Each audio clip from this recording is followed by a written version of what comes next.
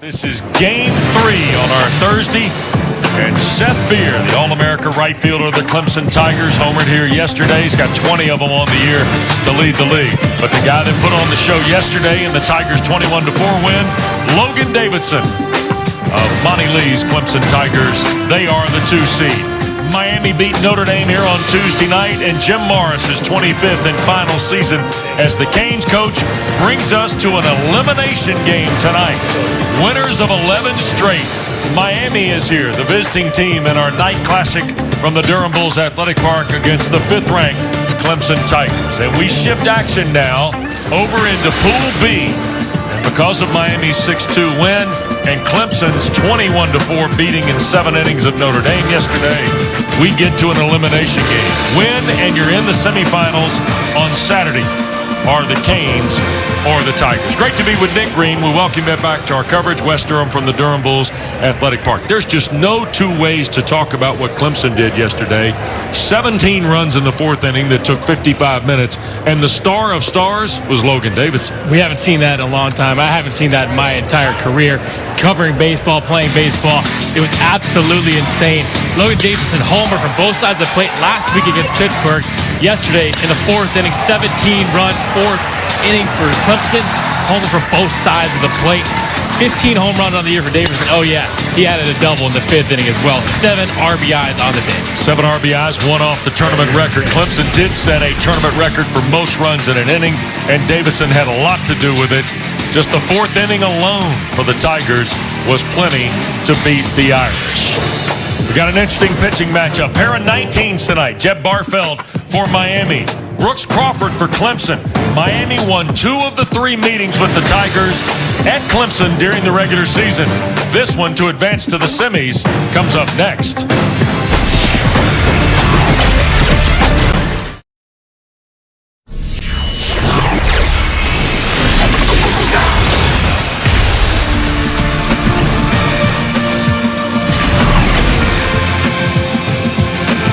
Welcome you back to Thursday night under the lights at the 45th Atlantic Coast Conference Baseball Championship. Great to be with Nick Green tonight at the Durham Bulls Athletic Park. A lot of stuff on the line tonight, including one of the wonderful baseball coaching careers of our generation. Jim Morris went to Miami to replace the legendary Ron Fraser. Led Miami to 2 national titles. This is his 25th and final campaign. Nothing is guaranteed for the Canes if they don't win tonight in terms of next week. They hope, but nothing guaranteed. And so his order brought to you by Bojangles, Zamora Jenkins, Romy Gonzalez. It's Danny Reyes that has changed Miami's fortune during this 11-game winning streak here at the tail end of the season. Burns, Clunan, Gill, Quinones, and Willie Escala at the bottom of the card. And Clemson tonight sends Brooks Crawford, a right-handed junior from Bishop, Georgia, out to the bump, 8-2 with a 3 1/4 ERA over 70 1/3. Doesn't strike out a lot of guys based on that innings pitched to strikeout number, Nick, but he gets the job done to the tune of 8 wins. Well, he's not going to walk a lot of guys either, and that's the key here. They want him to get 5-6 innings in and turn it over to the bullpen. Only 2 starts in his first 2 years at Clemson, 14 this year. He's been really good in that rotation. So we've got a beautiful night. It's not nearly as sticky as it was last night. In fact, we were in the 80s when we started the ball game with Carolina-Pittsburgh last night. We're 77 degrees. As you can see, and the humidity is down to about 55%. So this is nowhere near the ballpark that we had last night. This is the 71st meeting all time between Clemson and Miami. It is the 6th in the ACC tournament. Clemson leads that series 3-2. Plate umpires Jeff Gosney tonight. Crawford's first pitch in there for a strike. And Freddie Zamora, 308 on the year. He was 1 for 5 here on Tuesday night, but drove home 2 runs. Had a big hit in that 5-run 8th inning that proved to be the difference against Notre Dame.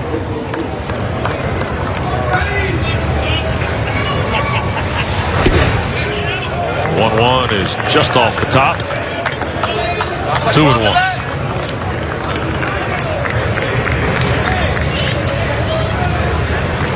Zamora went to Killian in Miami. One of the freshmen in this order, and that is the note in Miami's lineup tonight. There are 6 of them for Miami.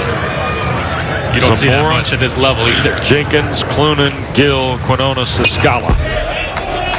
2-2. When I saw Jim Morris earlier today, I said, good luck tonight. Look forward to having your game. And he said, well, we're going to roll out 6 freshmen for you. I like it, though. You're getting these guys experience. They're performing at a high level. Right now is when you want them to kind of find who they are as players. Going into next year, they're going to have some serious experience and a bunch of sophomores in that lineup. Interesting emotion tonight for Jim Morris. He grew up in Greensboro, went to Smith High School, went to college between Greensboro and Durham at Elon. And Nick, as you know, started his career in the Atlanta area, ended up being the head coach at Georgia Tech. Marvelous job there. Left in 1994, late fall 93. And in 1994, he went to Miami to replace Ron Fraser, and there's a full count walk to Zamora.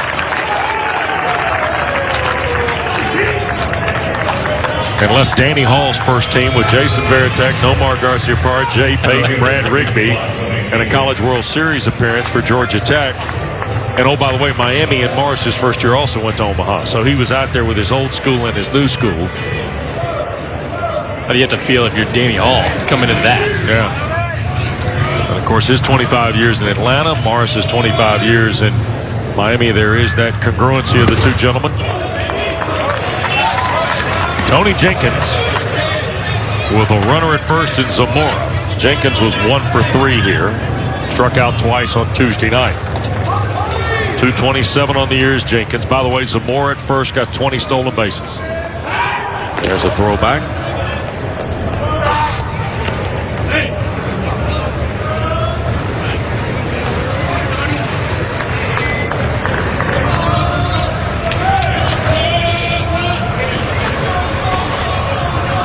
Crawford from the stretch.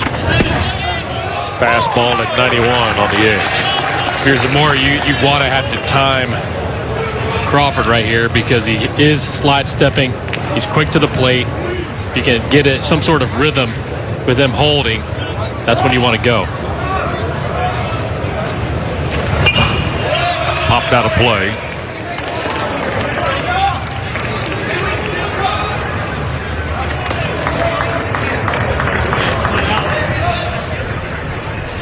Tony Jenkins, a freshman. Rockledge, Florida.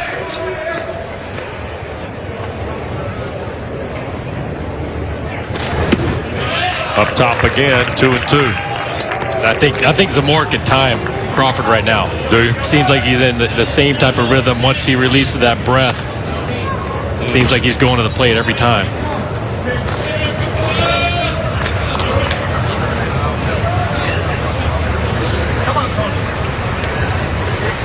Two to Jenkins.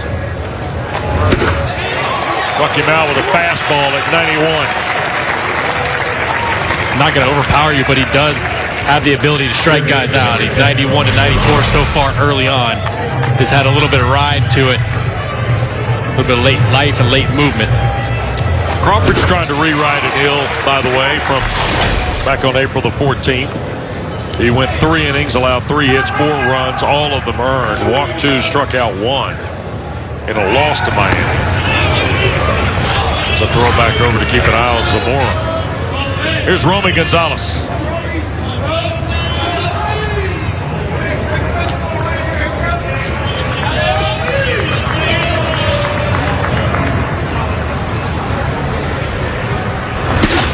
Fastball high. Crawford's letting it go, isn't he?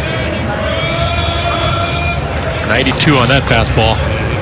Gonzalez, 6'2" junior from American High School in Miami. 265 last year. 278 this year. 16 career home runs. Had 11 last year, only 4 this year for Gonzalez.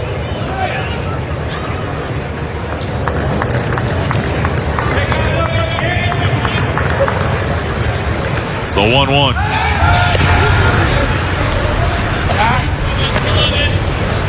Diving back in some more. You see Norberto Lopez. Coaches at first. J.D. Arteaga is the pitching coach for Miami. Gino DeMari over at third is not only the associate head coach and recruiting coordinator, he will be Miami's next head baseball coach. Been waiting for 3 years, right? Yep. Blake James, the athletic director, involved in that continuity. 2-1. When he's hitting the fastball, Nick, it looks like right at the top of the zone. Almost looks like he's a little overamped. Yeah, well, it might be. Given what happened during the regular season, Clemson lost 2 or 3 to these guys. Crawford's trying to lead them. Wow. Got to find a way to settle down and get the fastball down in the zone. That fastball up is very effective with 2 strikes. 3-1. That was down the sleeve. I'd like to see Zamora in motion here. Try to stay out of the double play. That Roman Gonzalez use that bat to ball skill and put the ball in play if it's a strike. Struck him out. Threw him out.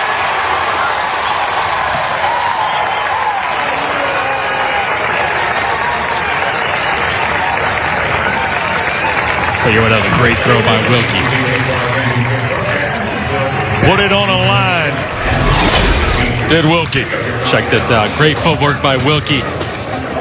No shot for Zamora.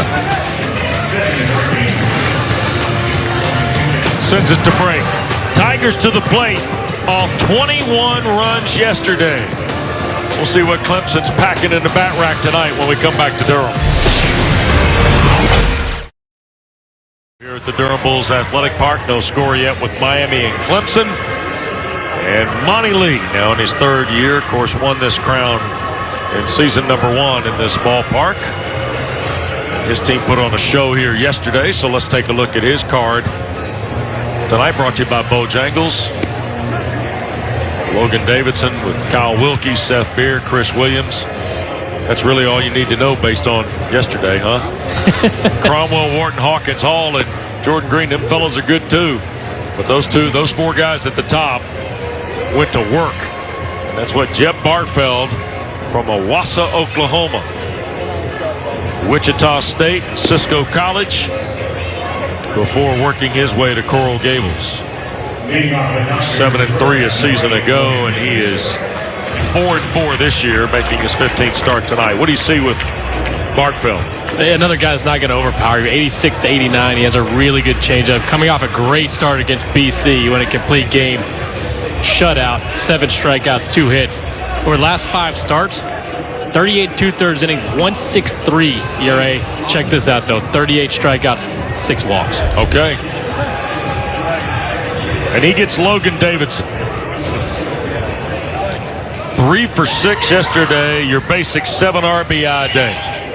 Can he back it up? Is the question. In golf, we say, can he validate it? Off the edge for a strike. Young man from Charlotte. Went to Providence High School. Sophomore.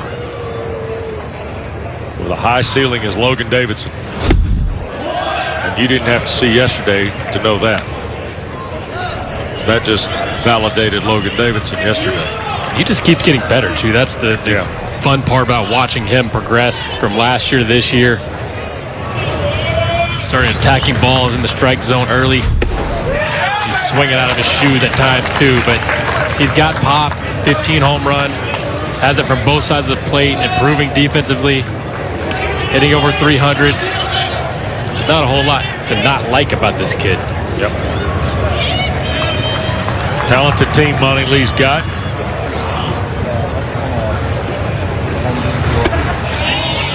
The 1-2 low. Count evens up. Clemson's first 4 batters yesterday were 12 for 20 with 14 RBIs. Fouled right back. 2-2. You know how hard it is, though, to back those up. I mean, you're seeing guys do crazy stuff, especially in that 17-run fourth. Right. Come back the next day, you feel good about everything, and then sometimes the results just aren't there. Curious to see how these guys are going to come out today. The hit parade could... Nope, did not. Freddie Zamora kind of casualed it on out from short, didn't he? Little jam job from Logan Davidson. Almost like a changeup hit out to Zamora. Freddie, who's already all tournament hair. His hair is nice.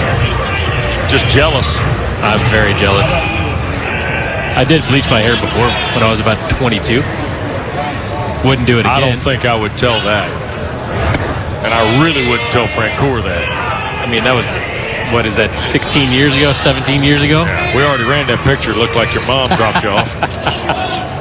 Where'd I get that shirt? Same place Francoeur got his. Ground ball, Zamora get another shot. 2 away. 2 down, and here comes Beer. There Just it in is. case you missed this earlier today, was that your family coat of arms on the shirt you're wearing? That shirt is horrible. Yeah. Not as bad as Francoeur, but it's pretty like bad. United Colors of Benetton or something like that you boys picked up at the mall? Pretty rough. Francoeur, yeah, we can't see that. You bleach I there? had better hair then than I do now, that's for sure. Francoeur, I accused Francoeur of couldn't decide if he was going to, rep the Braves, rep the Falcons. Wasn't going to tip his hand on what he was doing at the next level, right? That ball to left off Beer's bat and down for a hit. And Seth Beer goes chugging into second with a 2-out double.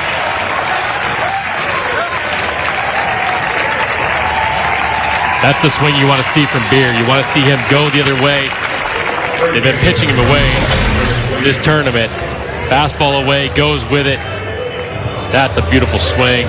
Talk about using that wall to the lefty's advantage. They're going to throw you out there. You might as well use it.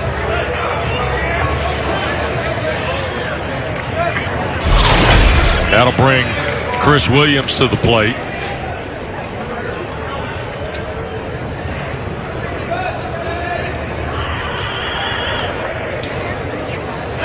Two outs, runner at second.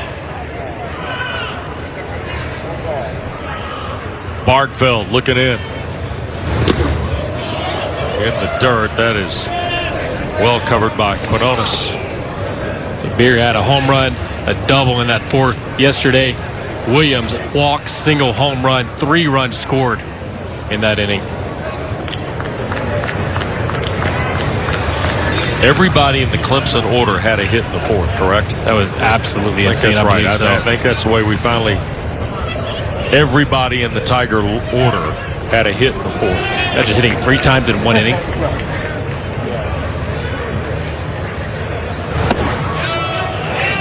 Fastball just missed, 2-0. Yep, everybody had a hit.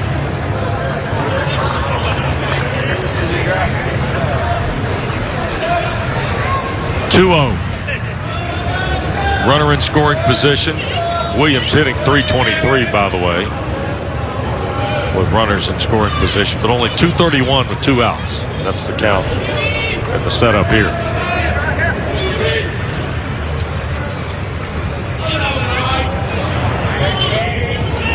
Chris Williams from Garden Grove, California, steps out. Resetting the shield. Straps back up the gloves.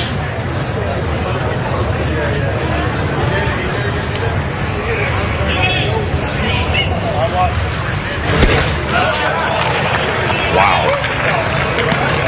Says 88. Looks a little harder, doesn't it? Feels a little bit harder. They have to respect that changeup, and I think that's where you're going to see some of these guys guessing at times. Those a 2-0 count a little late. You want to look fastball in that situation, adjust the change.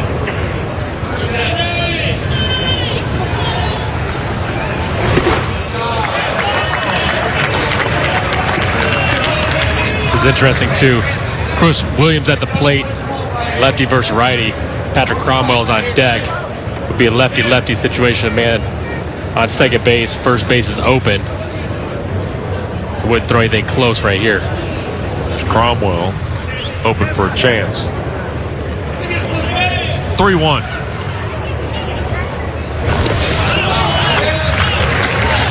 Ball 4.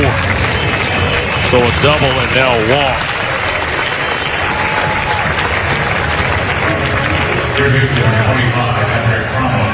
And Patrick Cromwell, who yesterday was 1 for 4 with a walk, scored once.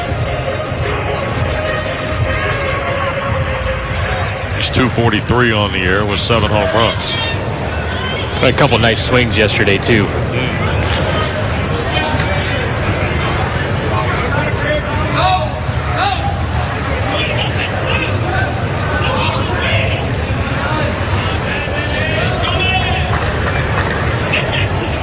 Third and final game of this Thursday. That's low for ball 1. Duke needed 13 to get Wake Forest 6-2. Virginia just beat NC State 4-2. Wolfpack loss does not do any damage to their hopes. They still have to beat Florida State in tomorrow night's third game to get into the semifinals. Duke Louisville is a winner take all to the semifinals. Carolina Georgia Tech, no skin either way. Both have gone 0-1. Pittsburgh, Joe Giordano and the Panthers are writing a Cinderella story here, winning the A pool last night, beating Carolina. Talk about a fun game. Yep. The Clemson game was fun because of the offense, but that game was a blast. One on its suicide squeeze. Yep.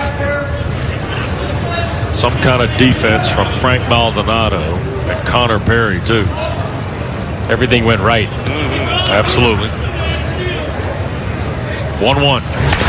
Check swing back toward the mound.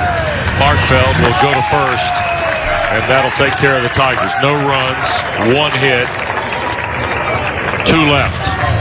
Inning complete, no score.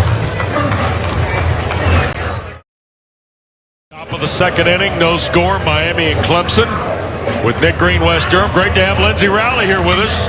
She's on the concourse looking for a clean shot. Thanks, Wes. Well, tonight is a huge game for the Miami Hurricanes for lots of reasons, with it being Jim Morris's final season, but also them not knowing what's going to happen in the NCAA selection process. I got a chance to speak with senior Michael Mediavilla, and he told me that this year has been a lot about everybody doing their part and being able to send coach off on the highest note possible. And also, he said tonight, even though they have not spoken about it, with it being such a big game, he knows everyone's thinking the same thing, and it's get the win for coach. Guys? All right, I would say so. This is just the Miami worksheet for Jim Morris. Twice the National Coach of the Year, 08 the ACC Coach of the Year. Remarkable baseball career. Hey, what, he still looks pretty fresh. Hard to find somebody in 2 of the bigger baseball markets in the Southeast, Atlanta or Miami, that aren't connected one way or another through some branch of a tree to Jim Morris. In fact, Nick Green, you're connected. I am connected. Through Tom Cantrell, started right? Through Tom Cantrell. He started the junior college program I played at. I'm thankful for. Yeah, it's crazy. And that was years and years ago. I actually graduated there with an associate's degree, by the way. Yes, I remember. In 1999. And but that's the program he started. Program he started. That's right. Yep. 3-1. Reyes slapped it hard at third. Cromwell on a strong throw across to Williams.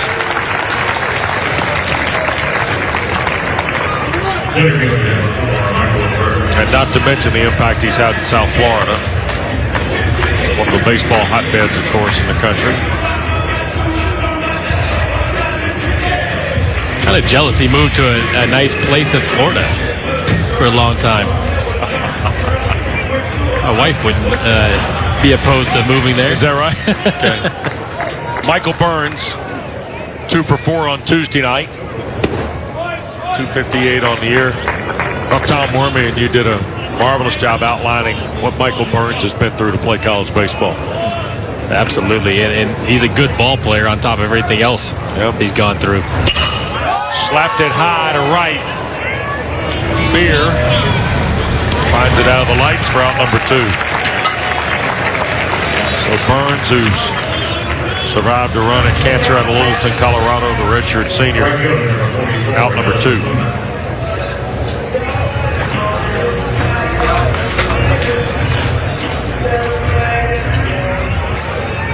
Here's Clunan, 277.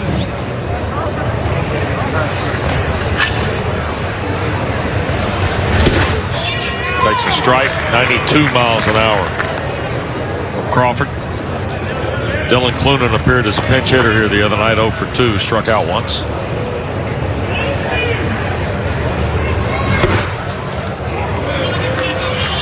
Off the plate, 1-1. Jeff Gosney behind the plate tonight with Danny Collins at first, Barry Chambers at second, Fred Cannon out at third.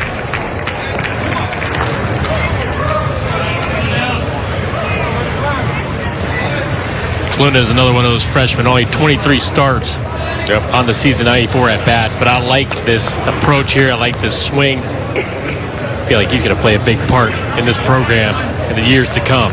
He's from Cutler Bay, Florida. Went to Westminster Christian. They produced a player 3 or 4. A few. Like the guy whose ballpark's named after Coral Gables, I think, played there, right? Talking about Alex? Rodriguez, is that it? Yeah, Rodriguez. Off the plate, full now to Clunan. He used to work out at the field. I went down after I played with the Yankees. He invited me down to stay with him for a week. And we worked out at Miami, ran on the football field, practice field or whatever. We took ground balls on that baseball field. And then, of course, we hit in his cage. At his house. Cage? At his house. Yeah. But pretty cool experience. My only time down there, being able to go on that field. Actually, he did a lot for me, but I did buy his family ice cream. Did you? Yeah, I was a nice guy. Yeah. 3-2.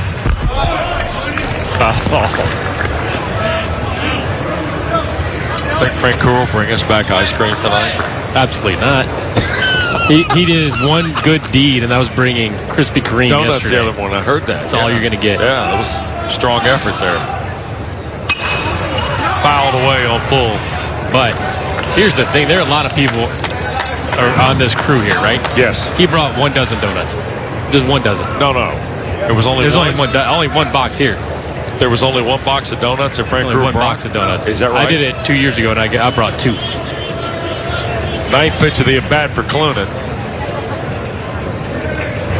Fouled off. We'll get a 10th now. I remember when you brought the donuts. I brought two dozen. Jeff only brought 1? That's all I saw. I heard when I arrived yesterday, I heard that he had brought donuts. I thought that it had been 2 or 3. No, he had 2 or 3 donuts. No, 2 or 3 dozen. So there were only 2 or 3 donuts after he ate them. Oh, boy. I think I might be walking into a problem. Fastball away. Great at that. 2-out walk, Clunan. A little patience showed by the youngster, huh? Fouled off some tough pitches, laid off a couple tough pitches. You know, Crawford's not going to walk a lot of guys. Already has 2 walks in this game, but that right there, the 2 outs, it's a nice at-bat. There's Raymond Gill, another rookie out of Gulliver Prep, playing at first base.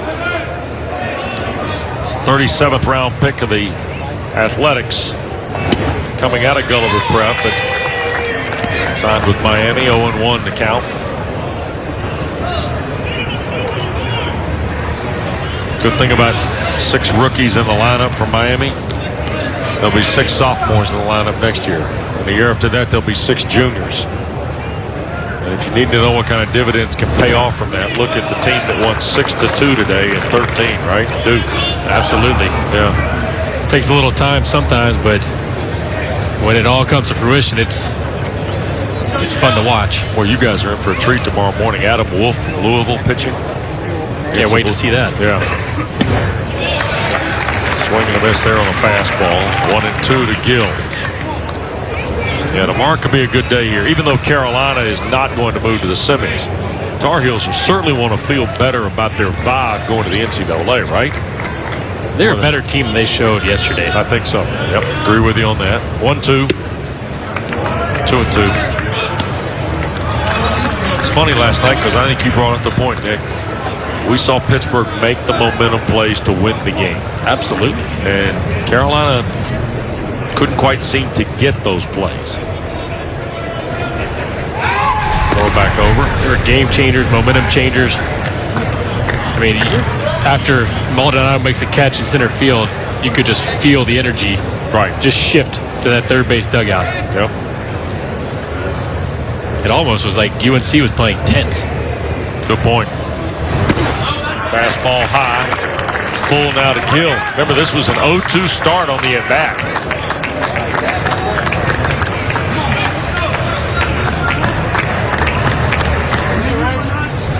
Ball game coming up on 30 minutes old here in the top of the second. 41 pitches already for Brooks Crawford. Called, strike 3. No runs, no hits, no errors, 1 left. Really? I'll take those right there. Yeah, would you? Look shocked. Send you on the concourse when we come back. Sounds good.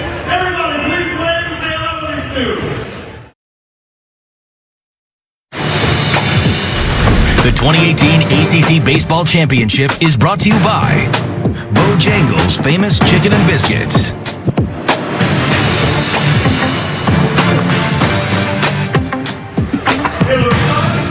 We welcome you back. Durham Bulls Athletic Park, 2018 ACC Baseball Championship. There's a look at the schedule for tomorrow. Louisville, Duke. Winner goes to the semis on Saturday to meet Pittsburgh. Tomorrow afternoon, 3 o'clock start, Tech, Carolina. Jackets still hoping for an outside shot at the postseason. Carolina wants to win to probably lock up a national seed. And then tomorrow night, the winner in Pool C will meet the winner of this game in the semifinals about 5 o'clock Saturday afternoon. First semi, by the way, is at 1 o'clock. I know some of the folks in the past remember these games being like 3 and 7. They've been pushed up to 1 and 5 here on Saturday. First game will feature Pittsburgh against either Louisville or Duke at 1. And then the second ball game, the winner of this ball game will meet the winner of NC State and Florida State, which is the last game tomorrow night. Don't worry, we'll tell you more about it later. Don't want to confuse you. 1-2 to Drew Wharton from Jeb Barkfeld. It is confusing. It's confusing us sometimes. Confuses me a lot. Wharton shoots that one through the right side into right field. Leadoff single for the Tigers in the second. Nice adjustment. Second strike, changeup way out front.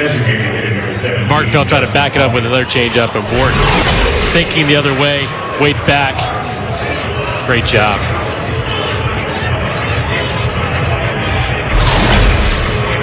So Wharton aboard at first, and here's Justin Hawkins,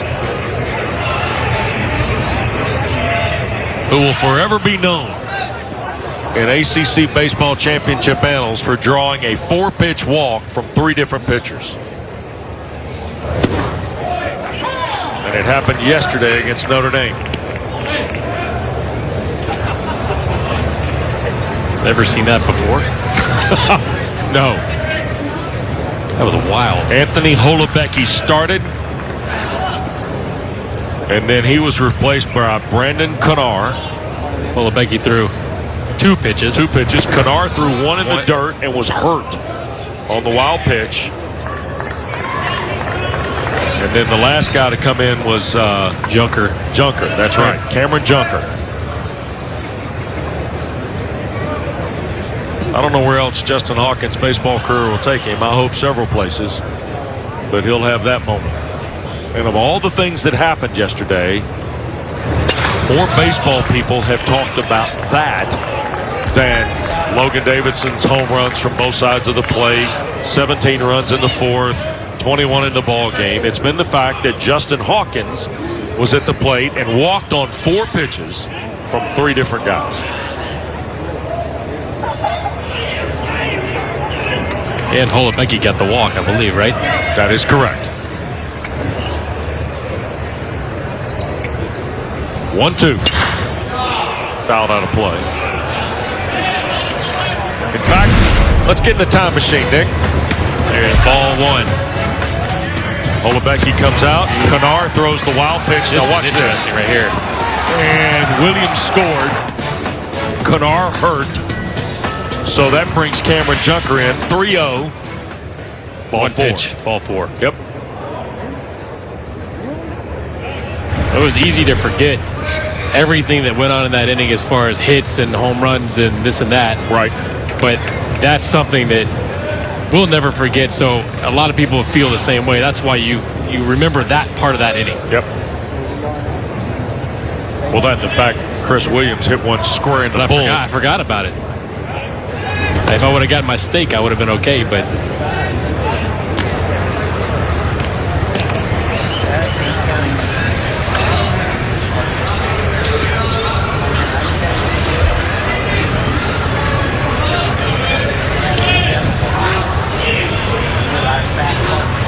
One, 2, foul back.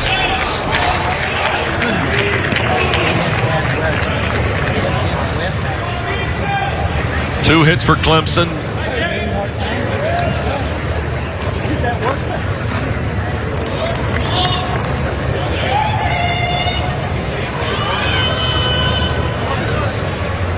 At first base, Wharton leadoff single here in the second. The double came from Beer in the first.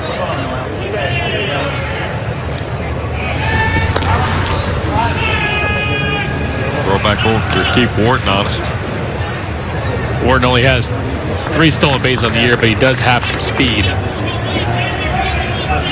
Check that. 6 stolen bases on the year. Pitch is low, 2-2.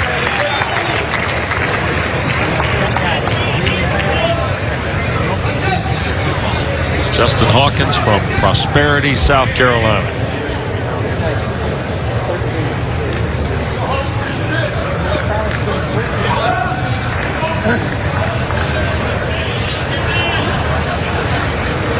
Wharton at first.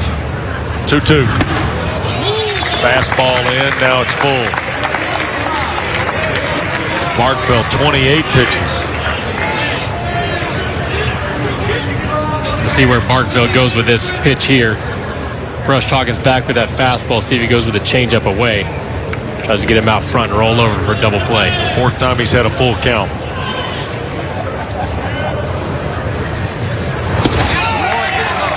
Tried it. Second walk. First and second, nobody out. And here's Hall.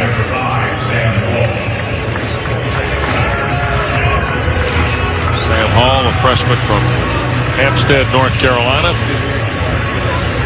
1 for 4 yesterday and walked twice. Or no, 1 for 1, scored 4 times and walked twice.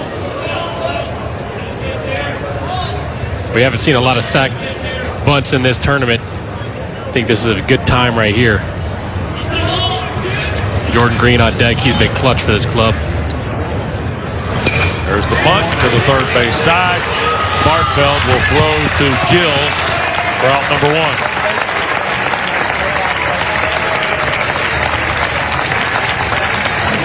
1-3 for the out. And here is Jordan Green. Squared around late, but he got the bat out front. Nice job of putting down the third base line, making the third baseman charge.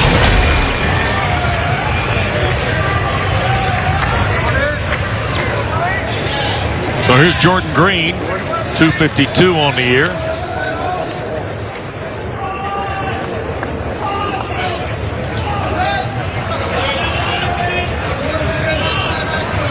Green going to step out. Jordan's sleeve tonight says bamboo. Yesterday is now Canonis goes out to talk with Bartfeld. Yesterday his sleeve said go Bubba. And I found out via social media last night that Bubba is a young girl named Savannah Jones. I exchanged messages with her mom Ashley today. And Jordan Green has befriended young 8-year-old Savannah Jones, who plays softball, and her nickname is Bubba. And they have got a little friendship. It's her favorite player, and she asked him to wear her name on the sleeve, and he did yesterday. Ground ball, a run will score. Savannah, Jordan Green got you an RBI. 2 away. Clemson leads 1-0. Can't tell you the story of bamboo, but I know all about Go Bubba. And Jordan Green's a team player, obviously a good guy as well. Trying to hit the ball up the middle, the infield's back, put the ball on the ground, make the shortstop or second baseman field this ball, and get the run across the board. Yep. 2-out RBI for Green. 1-0 the Tigers.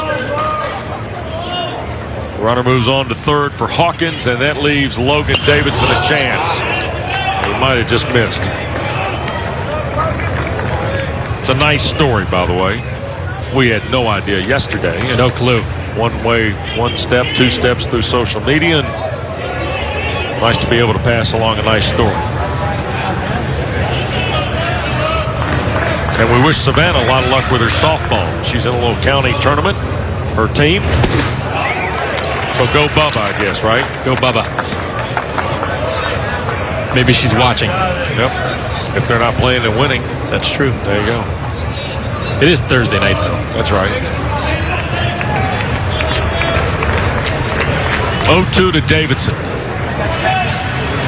No possible way he can do anything near what he did yesterday, right? Foul that off. I guess it's possible. It's possible. Not likely, maybe the better statement there. Tell you what, that's a day he's never going to forget. Yep. You know, you watched Clemson yesterday, and it's hard to believe they hit 258 against the league, isn't it? As a team. It's just hard. That's a hard number, the way they put the bat on the ball. And it doesn't have to be home runs and 21 runs and 17 in an inning, right, Nick? I mean, they're too good at the plate to be a 258 hitting team. I agree, but they're putting runs across the board. They're elevating balls this year. A lot of guys have more home runs. That's kind of where they're geared from an offensive standpoint this year. Monty Lee looking on. It's 1-2 to Davidson. Struck him out. Breaking ball. Davidson is 0 for 2, but Clemson got a run. Jordan Green chased across Drew Wharton. End of 2. Tigers lead 1-0. The 2018 ACC Baseball Championship is brought to you by the official corporate champions of the ACC, Geico, New York Life, Bojangles, Food Lion, and Toyota. Beautiful night in Durham. We welcome you to our continuing coverage of the 2018 ACC Baseball Championship. We're right off the Durham Freeway, the corner of Jackie Robinson and Blackwell Streets. Here in downtown Durham with Nick Green, Lindsey Rowley, West Durham, our great crew. Appreciate all the hard work these men and women have given us since, well, actually Monday when we set things up and when we took the air on Tuesday morning. Isaac Quinones, 8-hole hitter for Miami. And it's 1 ball, 1 strike from Brooks Crawford. 1-0 Clemson. In the third, almost backhanded by Crawford. Green won't be able to get to that one. And Quinones a sharply hit single right back through the box. Crawford almost got this backhanded, reaching around his back. Good start for Miami. Jammed him a little bit. Almost. See Crawford's body turn the wrong way. Jordan Green tried to flip it to Davidson. They had no shot. Davidson's like, hey, let me know if you're going to do that, please. Willie Escala. Banging my teeth up a little bit. Davidson looked like Green was throwing him a grenade. Right? That's a tough little backhand flip, too. I thought Escala was the real spark the other night for Miami in that 8th. Absolutely. Yeah, Escala and then Zamora, that group right there. That's bunted foul. He ended up way back. 3 hits in that ball game, too. Yeah. That RBI walked once. Yep. But walked in the 8th. Walked in the 8th, and then here came the damage behind it, right? Good little player.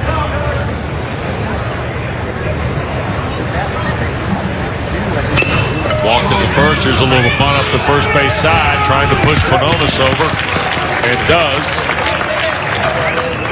So Scala will be knocked down 1-3.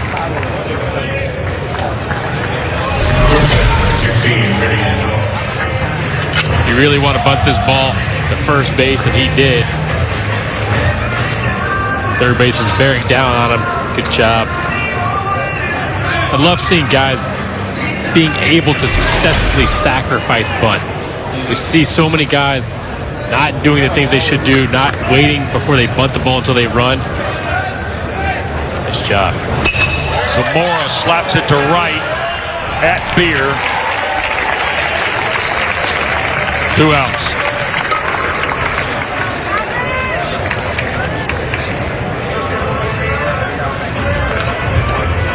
Number 51,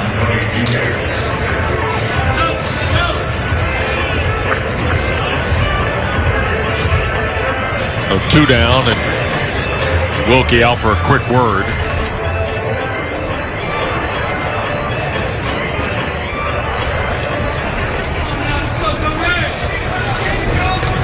Here's Tony Jenkins. He struck out in the first. Just a 200 hitter with runners in scoring position.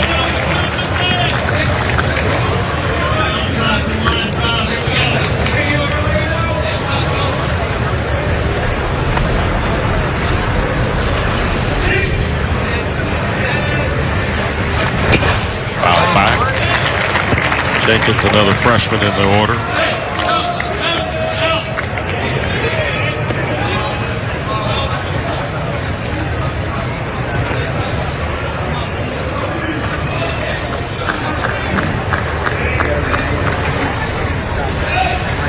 Oh, 2 to right at Beer, though. Got it. Another hard hit ball. Yep. They're getting the barrel out on Brooks Crawford, but can't find a gap. No runs, 1 hit, no errors, 1 left. Still 1-0 Clemson. 1-0 bottom of the 3rd.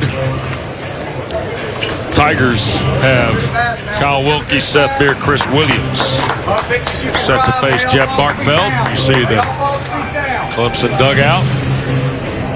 Monty Lee offering some charges to his squad.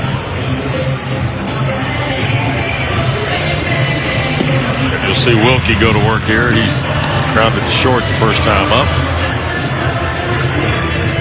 Kind of different temperament to this one tonight. You can tell what's at stake a little bit, can't you? You can always feel it. You don't have to be on the field to feel it, but we saw North Carolina last night. You could feel the tension with that ball club. You can feel how important this ball game is for both of these teams as well. Yep. So here's Wilkie.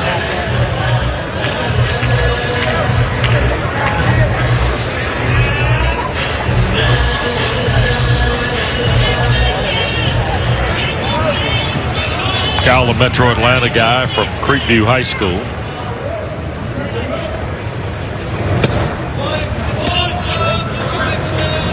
One and 0 to the Clemson catcher. Man, trying to blow him out. Umpire.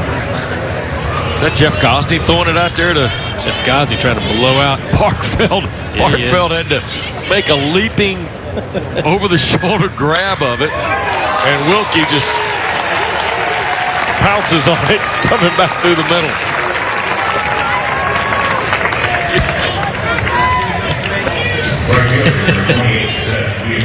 Nick Green says trying to blow him out.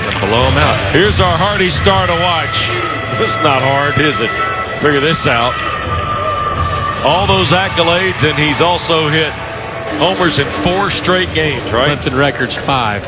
Uh-oh. So we're sitting on that watch tonight? Sitting on that watch tonight, too. Yeah. So Seth Beer stands in. Doubled in his first AB. Fastball there. 0-1.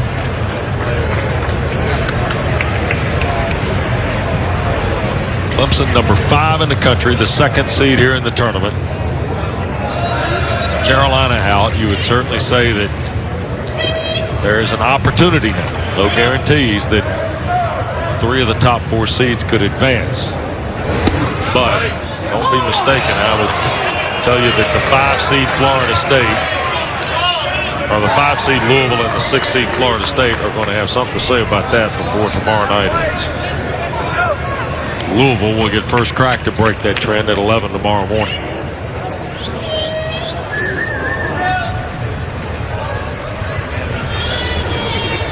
Oh, 2.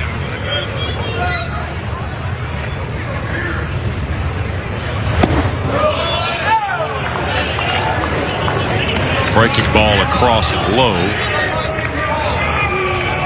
to the Tiger right fielder. I'm interested to see where Barkfeld's going to go here. First pitch fastball away, and Beer's first at bat, he doubled down the left field line. This at bat, first pitch in, tries to come in. The second pitch leaks over the middle. They get 2 strikes, and then tries to go slider away. See if he tries to come back in. Power to all fields.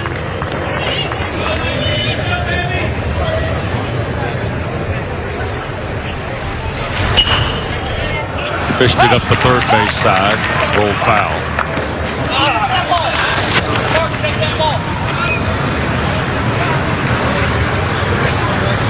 Guys reaching over the railing. 2 rows back. My man has stretched it all the way out.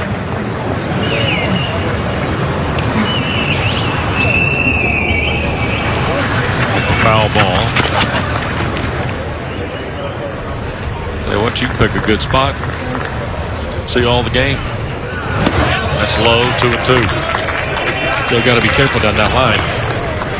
You take one home with you. Yes, you can. In a spot you don't want to go home with. Not a good way. Yeah. Take your teeth with you. Tiger fan. It's got to be excited. Oh, I got ball for my buddy, too. God. Shoot, we can go now, Dad. 2-2. Smashed. Let's see where this lands. Oh, it's caught. I didn't think there was any way that wasn't out.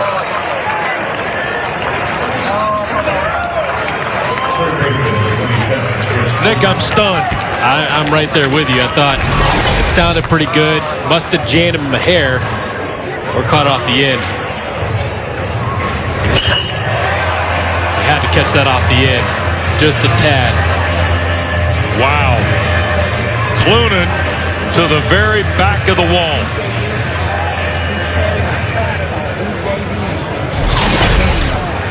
He almost homered in his 5th straight game. 1 down. My goodness. And he's out. Escala on a nice throw from Quinones. And all of a sudden, Beer's near miss of a 2-run homer and a laser from Isaac Quinones to Willie Escala here. Big throw from Quinones. Good footwork. That right there is where I feel like you need to slide head first. I never liked to slide head first. When you slide feet first, you slow down just a hair. Right. And it cost Wilkie. Wilkie caught stealing. 2-4 for out number 2. Now Chris Williams with the bases empty. Funny, Nick, those are the kind of momentum plays Pittsburgh made last night. Absolutely. He gets the second base right there. It's all in Clemson's hands. Put a couple runs on the board. Now the momentum shifts.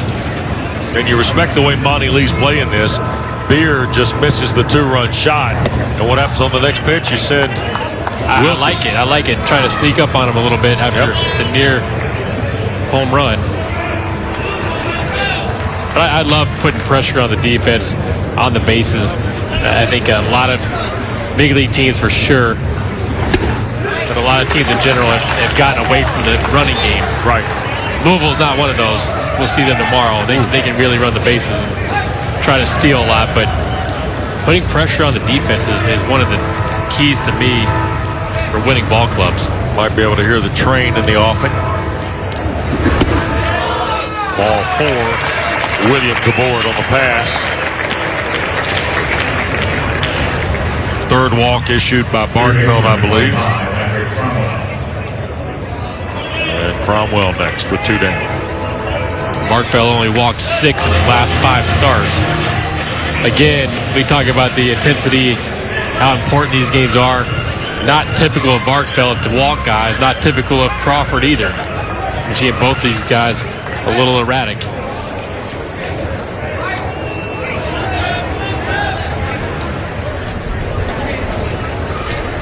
Two down. 1-0 to Cromwell.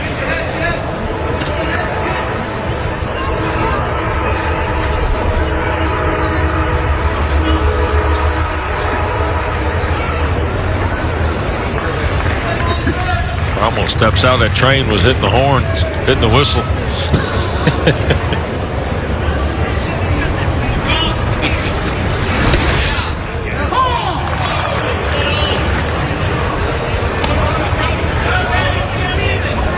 Is that the Piedmont Crescent Line running through Durham?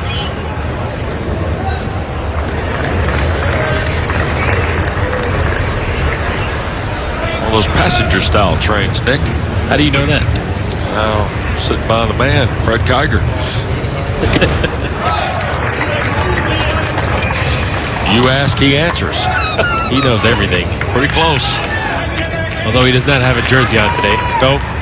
Unfortunately, or an old school hat. Don't worry, tomorrow you're in tomorrow and Saturday. I feel confident we'll see jerseys from our man Kiger.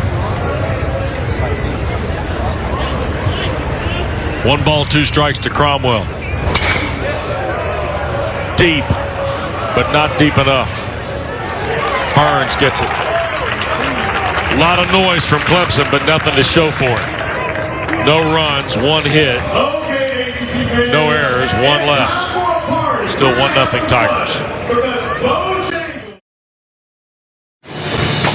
The 2018 ACC Baseball Championship is brought to you by Hardee's.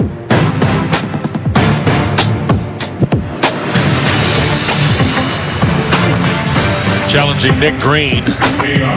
No, he's challenging Lindsey Rowley. Lindsey Rowley for the dance-off. Nick Green doesn't dance. 1-0 Clemson. We go to the 4th.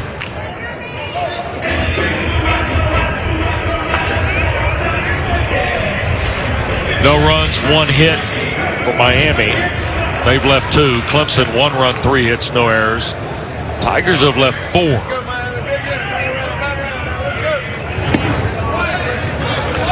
Brooks Crawford starts. Fastball low to Romy Gonzalez. Struck out in his first appearance against Crawford. Little number to third. This will be a tough play. Got it. Cromwell. Textbook. Nice play coming in on that ball. You have to get a good jump in this situation. The ball hits the dirt in front of the plate. Cromwell comes in on the run. Beautiful throw. So an out. Couldn't have done it better myself, Wes. That's about the way it looked, didn't it? Yep. Reyes, 0-1.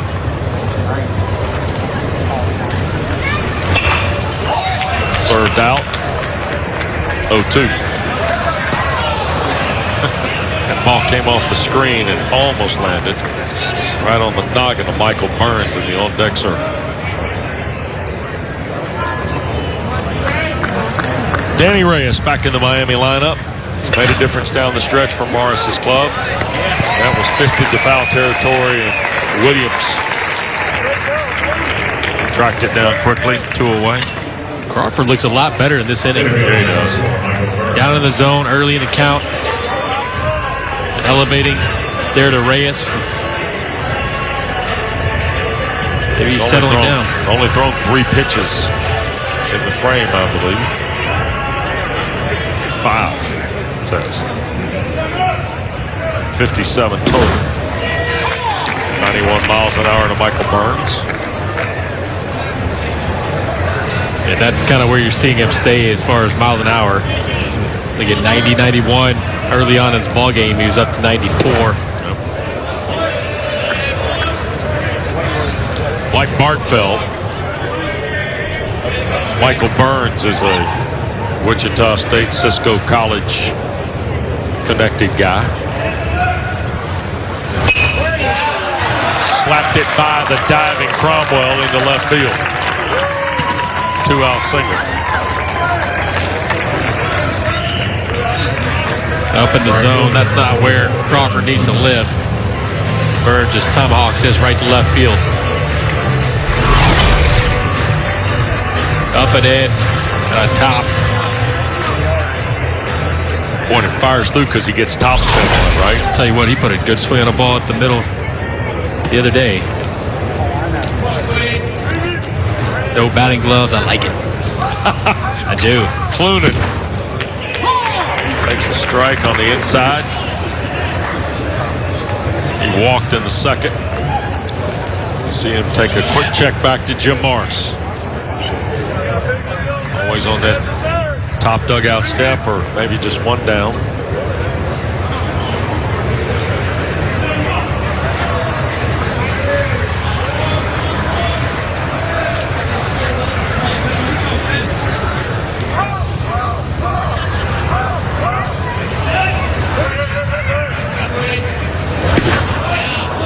Again, top of the zone.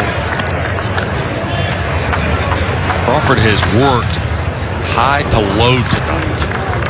He needs to stay down in the zone. He's gotten away with some stuff up. But that's one of those things that if he lives up in the zone, he's going to get out of the game early. Cloonan right over the top of the bag, and it's fair. Miami going to tie the game. Here is Burns to score standing, and Cloonan a triple.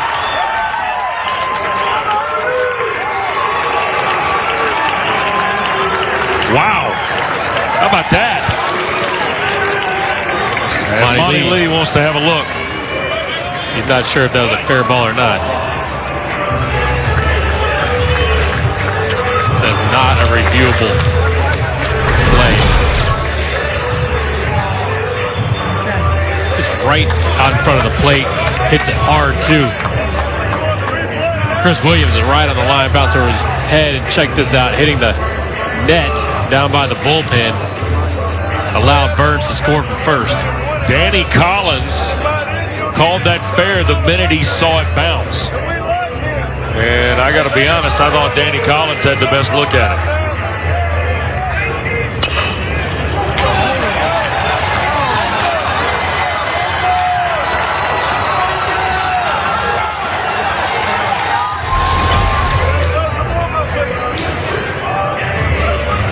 There's nothing they can do about that. There's no way they change that call.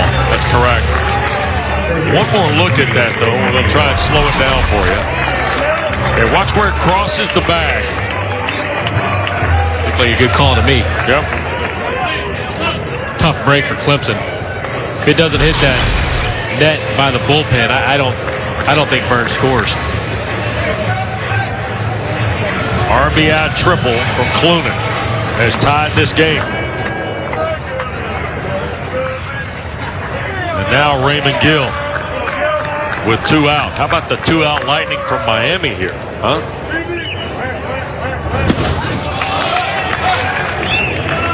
And And if Gill can move this ball out of the infield, Miami will take the lead. Feels a little bit like last night, doesn't it? It does. It does. Just thinking the same thing, weren't you? I was. Yeah. Last night was so crazy up here with all the Carolina fans and every single pitch. It just was dead silent to the end of that game. Right. And you could be talking about feeling the tension, but you could hear it too.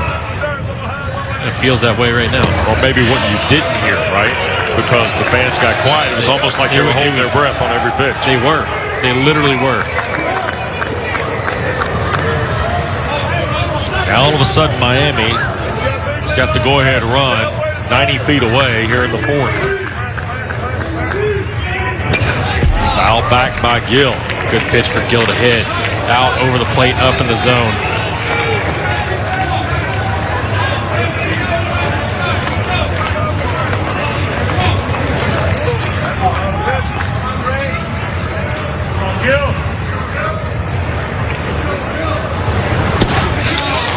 Off the edge, full now.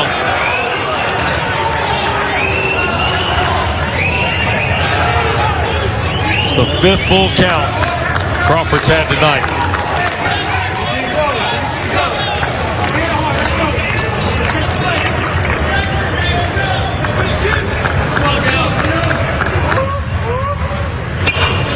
Fouled it back. Fastball.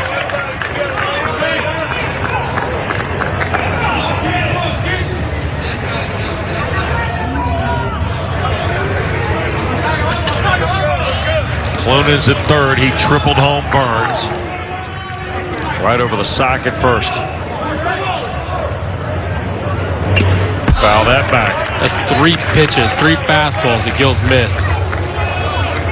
2 fastballs away and up in the zone. This one middle and up. If I'm Crawford, I've got to go to another pitch.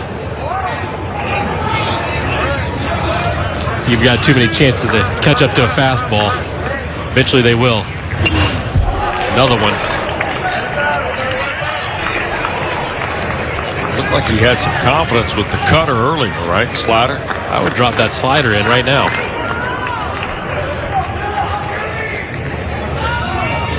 You've got a base open over there. Right. Quinones did have a hit in the second inning, in the third inning. There's the ninth pitch of the at-bat. Chopper, this might be a tough play. Cromwell's got to hurry. Got him. What a play.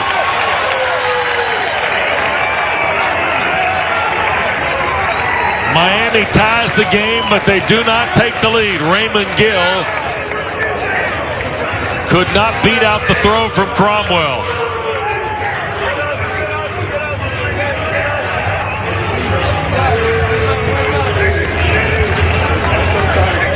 Roberto Lopez, the first base coach, I think thought Gill might have beaten it out.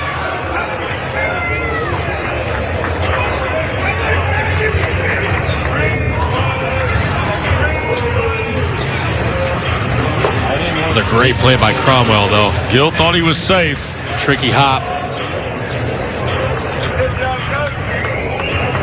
Gill thought he was safe, of course.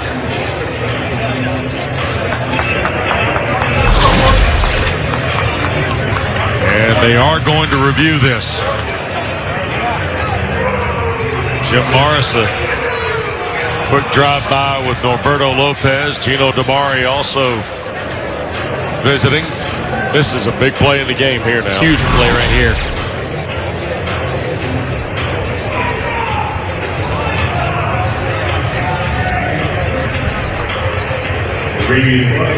I just don't know. I don't know if you can overturn that. Where do we stand on tied of the runner in this world?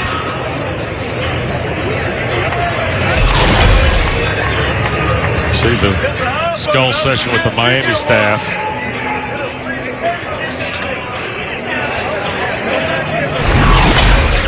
Here's the look. Watch the left foot and the ball. Wow. Tied of the runner. Yeah, but on a replay, it should be, there has to be enough evidence to overturn it. in that situation, I'm not sure if there's enough to overturn that. Well, if he would have been called safe to begin with, then I think he's safe. Right. Well, in other words, it's not indisputable. It is definitely not indisputable. That's correct. And I always go back to the football terminology sometimes with this. Do you have enough to overturn it? You cannot see the ball on this angle, well, the other angle for sure, but I'm not sure you can pick the ball up in the foot. Scott Snyder did a great job technologically today. The Loperfido play at the plate, they did a really good job of showing two angles at the same time on the play at the top of the ninth. I don't know if we can do that here or not. I don't know if that kind of angle is available. That was a play at the plate. We had the right camera angles. But there's a lot of discussion going on with this one. So here we go. Out. So Clemson, I would say, dodges a bullet. No, one run for Miami, 2 hits, no errors, 1 left. Tie game, middle of the 4th.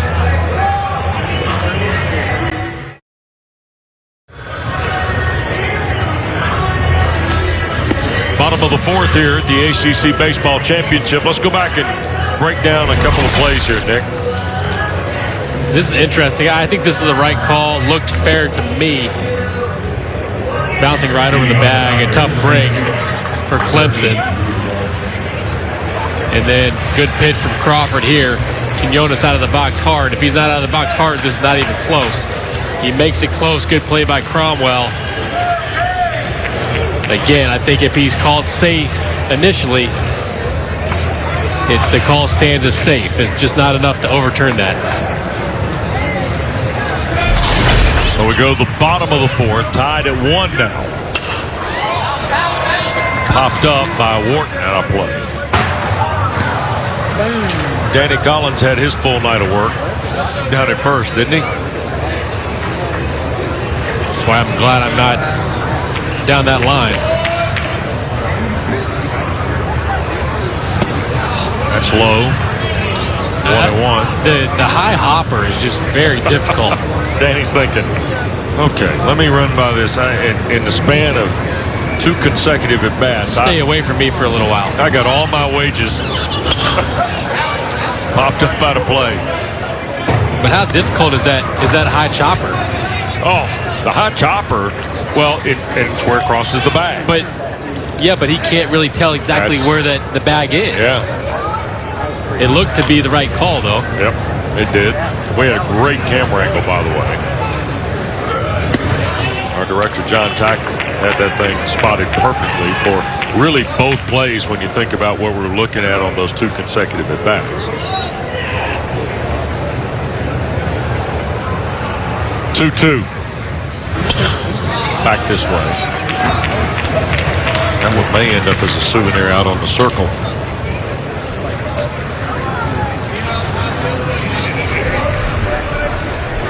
Interesting ball game tonight.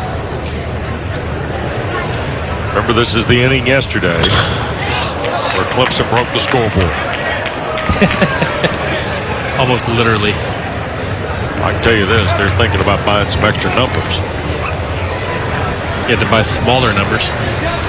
They were making do with 1s and 7s, 2s and 1s at the end of the game, placing spots that just didn't make sense. Wharton swings and misses. It's scored a strikeout. The putout goes 2-3. Good pitch from Barkfeld here. Down and in. Wharton sees it up in middle and dives right down at his feet. Second strikeout for Jeff Barkfeld.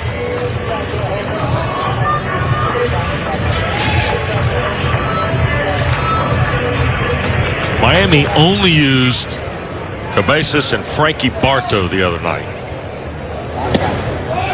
And I tell you that because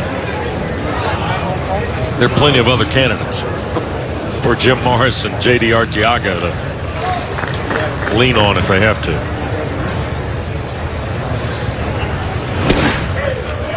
Little heater right there at 89.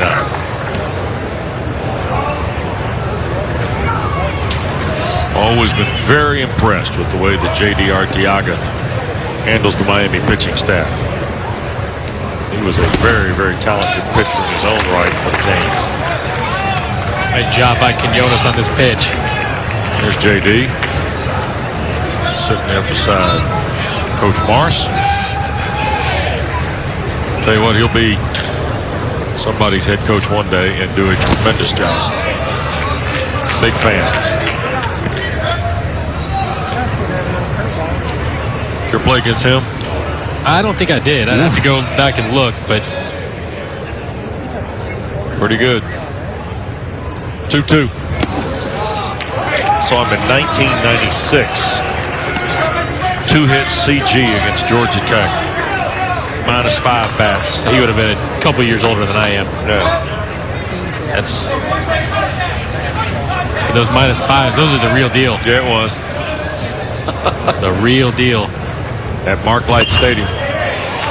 What's worse, I didn't even get a milkshake there that night, which is blasphemy. You know what's crazy? Those bats. I don't know what these bats do now. Those bats flattened out so fast. Yeah. You had to get new ones. Had to get new ones. Yep.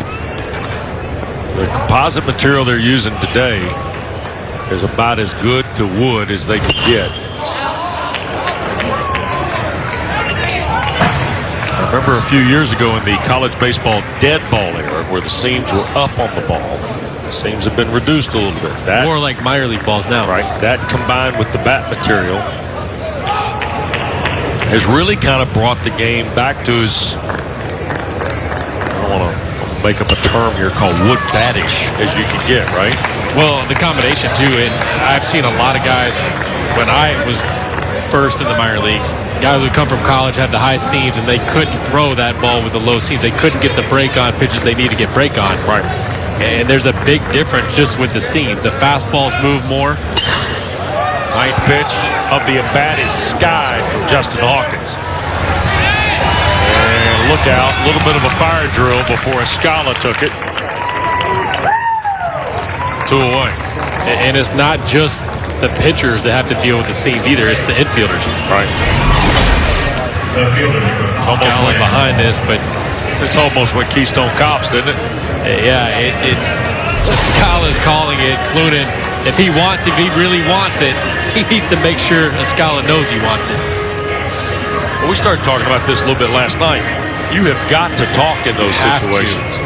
He could have absolutely plowed Escala right there. What did Jeff say in the previous game about Andrew Jones? If I'm running to the ball, get out of the way. He said his rookie year, Andrew Jones said, if I'm running toward the ball, don't bother me. Get out of the way. Get out of the way. If I'm not running, it's yours.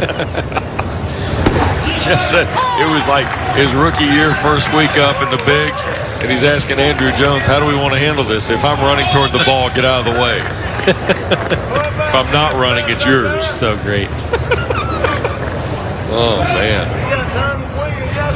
You could tell. You know, speaking of that, it's funny, but that's actually how I got my break into the big leagues. What? Andrew Jones was running after a ball, collided with Marcus Giles, and broke his collarbone. And that's how I got basically I was up for a bereavement. The guy went on bereavement. That's how I stayed. So Marcus Giles' collarbone is the reason you got to the bigs? It's not why I got there, but it's why I stayed. Why'd you stay? Absolutely, yeah. He was out for a couple months. And wow. Filled in and might have never gotten that shot again. And how many clubs later? 8 big league clubs later. I don't know how many other clubs. Fly ball. Right field, Escala now. Here's Clunan again, and that time they didn't mess it up. And Hall will be at second. Clunan doesn't look comfortable calling them off. And as an outfielder, you have to take charge. Infielders going to go after the ball until they are called off. In this situation, this is Clunan's ball, the way you see him coasting, not really running hard, expecting Escala to be able to catch that.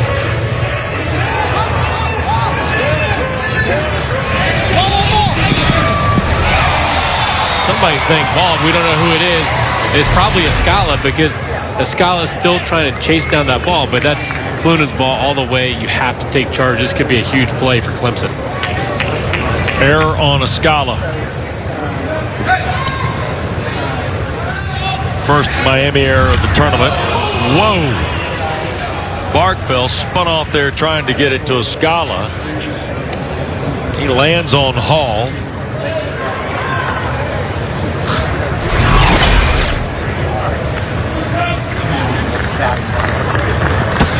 Thankfully, he didn't land on his hand with his cleats. Right. Came close, though. Goodness. Here's Jordan Green to the plate. Take it all the way for ball one. Pretty sizable lead by Sam Hall at second base. Keep an eye on that one.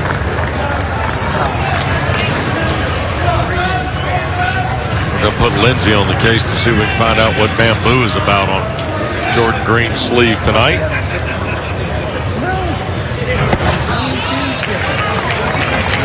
In the dirt, and Barkfeld's 2-0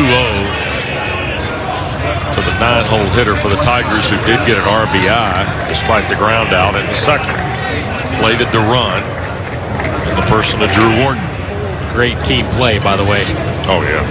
Middle infield back. Stays up the middle on the ground.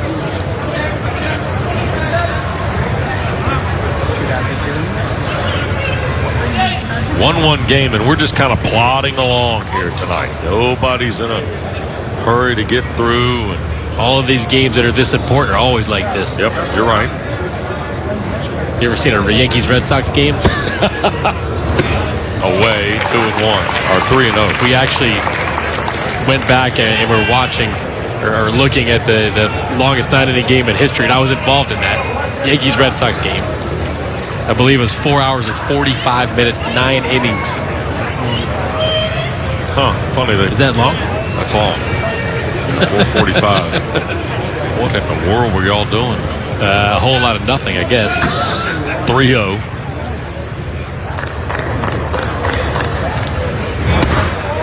Ball 4. Is that when you were on the good side or the bad side? I actually have to go back and look at what year that was. I think I was with the Red Sox, I think. That'd be the good side. Whichever side was paying me was a good side. I understand. Yeah, I understand. You know it's not that way with everybody else. Absolutely not. Yeah. Those games are still fun, though, even if they are long. Oh, sure. Here's J.D. Arteaga out for a visit. Not a good spot here for Barkfeld. Nope. You're first and second and 2 down. And Logan Davidson. And I am sure this is a reminder to what number 8 is packing for the Tigers, right? Absolutely. You walk the 9-hole hitter in Green on 4 pitches. Now you have to deal with Davidson. Did strike him out in the second. Jammed him in the first on a line drive to shortstop. You know Davidson still feels good about what he did yesterday coming into this game. So, Nick, when a coach goes out, a pitching coach goes out, and everybody said, well, they're talking exactly about the hitter. How much are they also talking about the first and second guy here? Any? Not quite so much. I mean, you have to keep an eye on Sam Hall at second base, but the infielders, more than anything, they're just out there just to provide support. It's about how you're going to attack this hitter, settling Bergfeld down. Just missed, ball 1. Tried to slide a breaker, slider in over the corner. Well, Logan Davidson in the 4th. Yesterday, this was where he went high voltage. 2 home runs, 6 RBIs. Fly ball. Jenkins will have it. Clemson, just like Miami. A lot of people on base, nothing to show for it. Miami error does not haunt them. 1-1 game.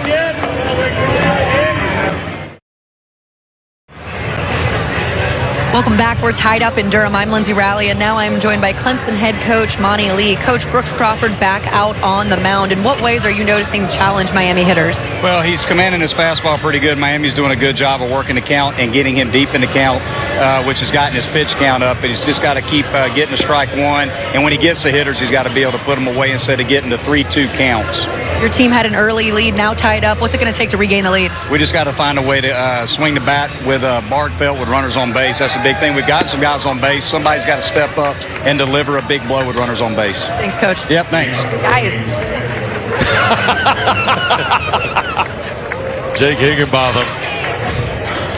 You don't think that group doesn't have a good time? The best thing about this is the fact that this is a close game, a serious game, right? An important game, and they're still able to do that. Right. So absolutely they have. Lindsay, by the way, tremendous work on the composure side by you there.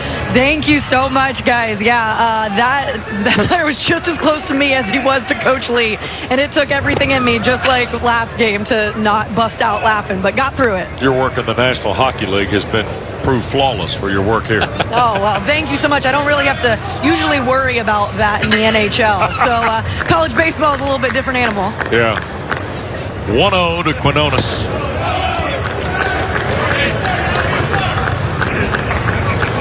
Top of the fifth, 9-hole hitter, or 8-hole hitter, Escala and then Zamora.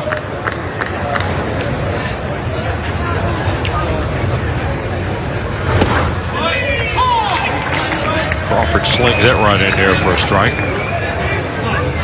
8-game winner is Brooks Crawford on the bump tonight.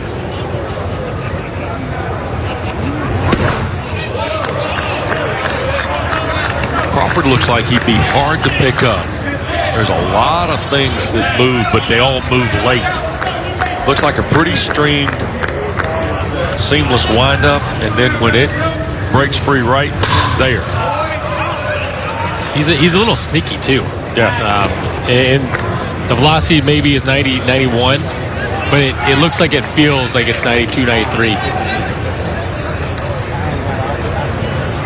He really gets the arm speed going as well.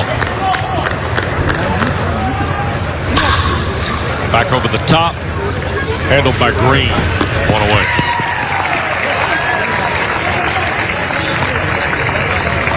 I think that if he can get through 5 innings, they turn over to the bullpen. And I think it's a win for Clemson. They have relied heavily on this bullpen throughout the year, and they trust the bullpen. They just want the starter to get them to that bullpen, and in 5 innings here, I think you're going to see a change.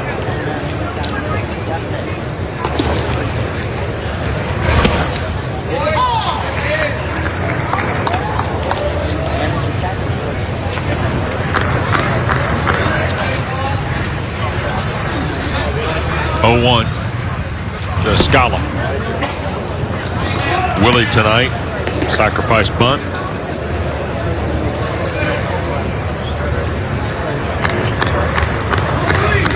Ryan Miller, senior from Venice, Florida, loosely.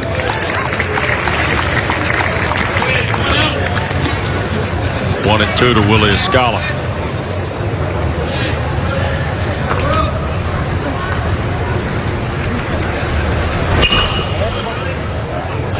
Foul out of play.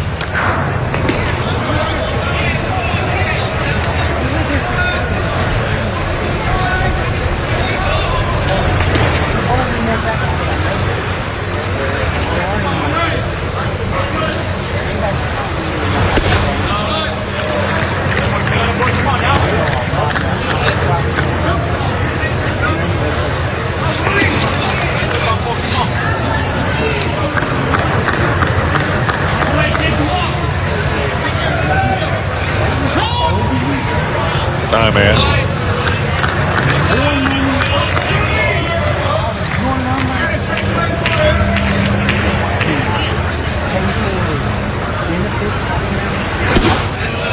Right again around the letters, and it's full.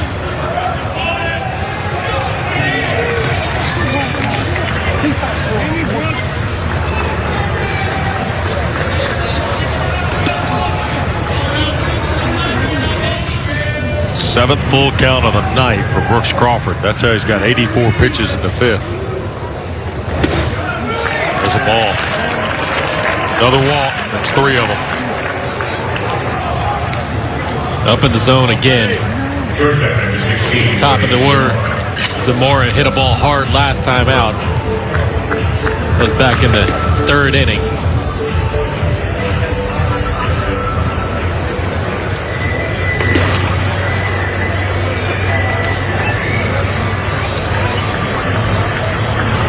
See if they can settle Crawford down a little bit. It's a big situation again. We saw what the Scala meant to this ball club in game 1 for Miami. Seemed to be in the action throughout that entire game. Zamora had a huge hit in that 5-run 8th against Notre Dame. See if he comes up big in this situation. Quick visit from Bradley LaCroix.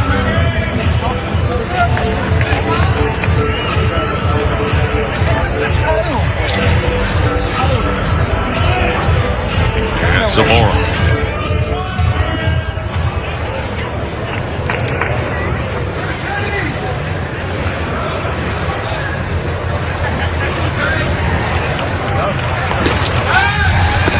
Throw back over to first. Scala in safety. Willie's got 7 steals on the year. It's Zamora and Gonzalez who've got 42 combined stolen bases in the Miami card tonight. Oh, 1. 90-mile-an-hour fastball. That's a pitch Zamora wished he had back. Out over the plate. He wants to split that gap in right center field. That was the one to do it on.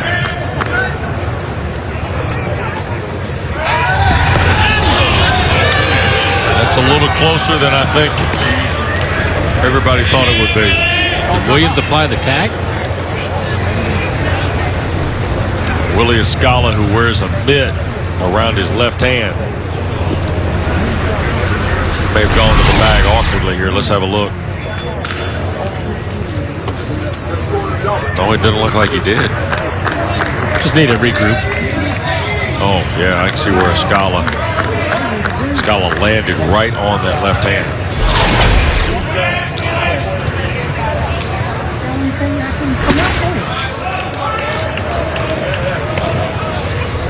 One ball, 1 strike.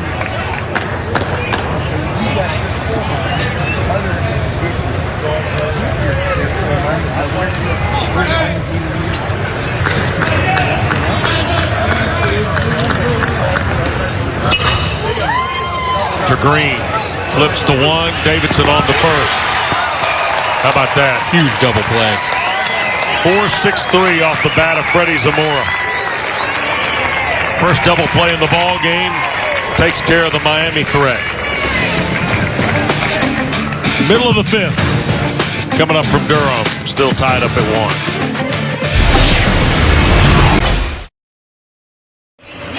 Welcome back. We're tied up in Durham. I'm Lindsay Rowley, and now I'm joined by Miami's head coach, Jim Morris. Coach Jeb Barkfeld out on the mound. What have you liked about the way that he is managing this game?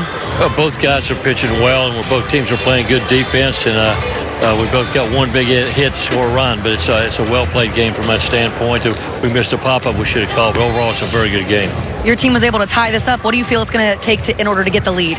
Well, we just got to take advantage. We get a guy in scoring position, get somebody on, because both guys are pitching tough, and we got to get a big hit and make a play. Thanks, Coach. Thank you. Guys. All right. Thanks to Coach Morris.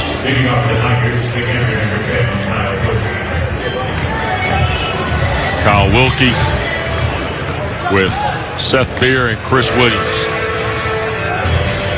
Let's see what happens here in the bottom of the 5th for the Tigers. 3rd time through the order, seeing Barkfeld. He's at 81 pitches. Williams lashes that one foul. Or Wilkie lashes that one foul, rather. You mentioned Barkfeld's out for revenge against Clemson early this year. 5 innings, 6 earned runs. Yeah. In Clemson. Scotty. Center field. Burns. One away. Well, we got action in both areas now. We saw Ryan Miller up in the pen for the Tigers, and now Miami's got a little work going on in their bullpen along the first base side. And there is a look at Evan McKendry, sophomore from Pembroke Pines, going through the rows. And here is Seth Beer. Within an eyelash, hitting it out right. Don't be surprised that was on the inside. Don't leave it over the plate. It's probably job one for Jack Barfield.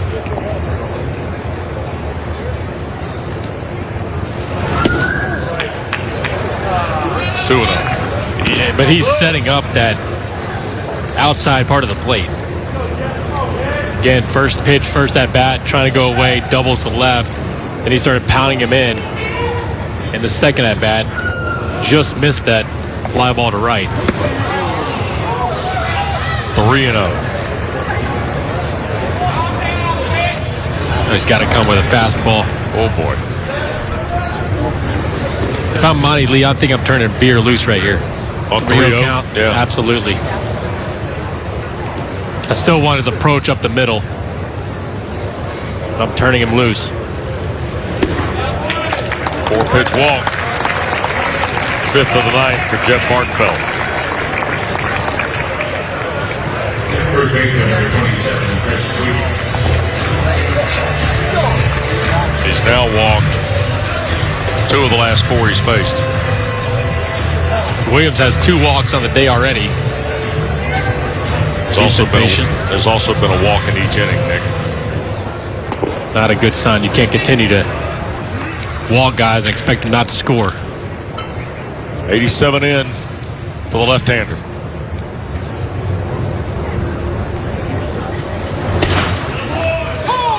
There's a strike to Williams.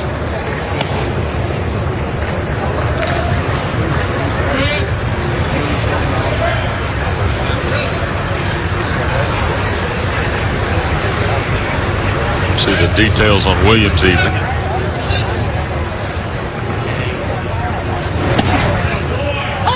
Strike. Wow, and 2. Looks like a different pitcher. It looked like he was way too careful with Beer. Comes out and pounds the inside corner on 2 straight pitches. Yep. Jump ahead 0-2.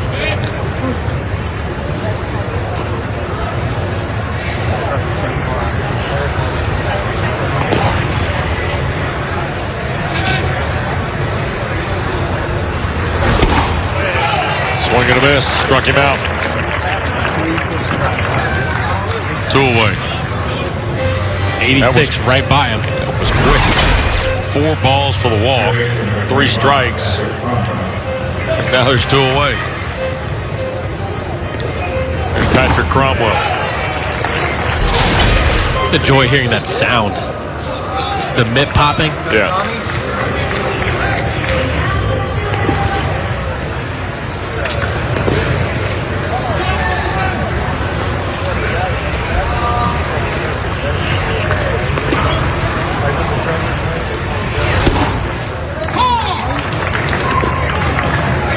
Strike.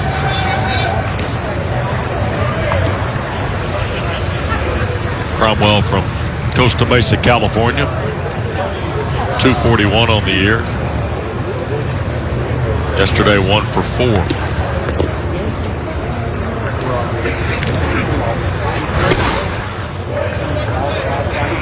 Also had a walk.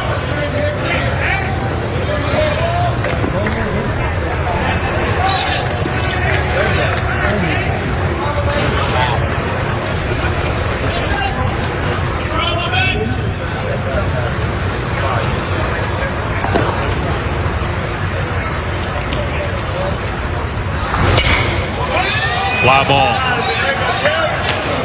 Escala calls everybody off. Hauls it in. No runs, no hits, no errors. 1 left. 5 complete, tied at 1.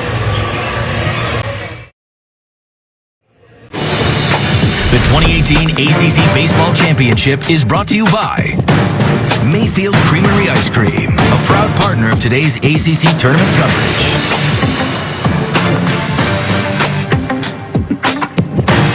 Go to the 6th. Durham Bulls Athletic Park. We're in downtown Durham. 45th Annual Atlantic Coast Conference Baseball Championship. Third of 3 games, and Clemson the first to dip into the pen. And it's Ryan Miller, a senior from Venice, Florida. 24th appearance, 5-1. You see the 55 Ks and 59 2/3. And the ERA of 2.5, Nick. And the walks are down just like all the rest of these guys in that bullpen. His last 5 appearances, he is not allowed to run. That spans 12 innings pitched. And when you talk about the bullpen, this Clemson bullpen has been outstanding this year, throwing 250 to third innings. But 4 innings earned run last time out. I thought Brooks Crawford did a nice job getting through 5. You thought he might make it through 3, and he had a little bit of trouble. Made pitches when he had to. Had 3 walks, uncharacteristic for him. Did a nice job getting through 5. 88 pitches for Crawford.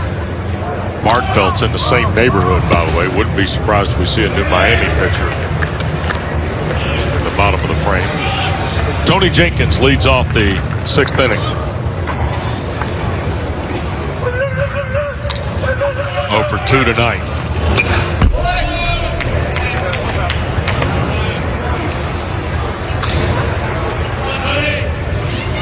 Now ball and a strike to Jenkins.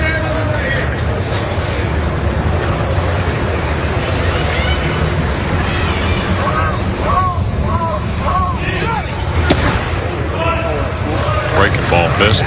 That looked like a strike, too. He's got to hold him, right? You got to catch it. You won't get the call too often if you can't catch it.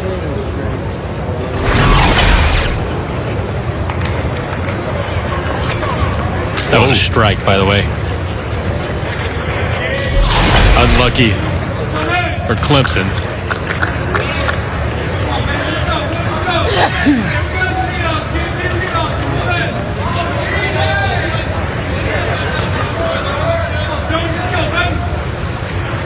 Two 1. 94. With a little run. Yeah.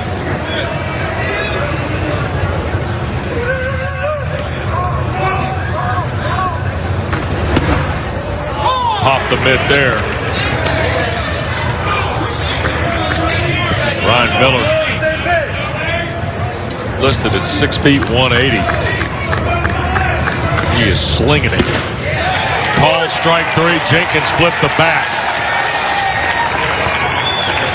Not real sure why Wilkie's putting the mitt up in the zone.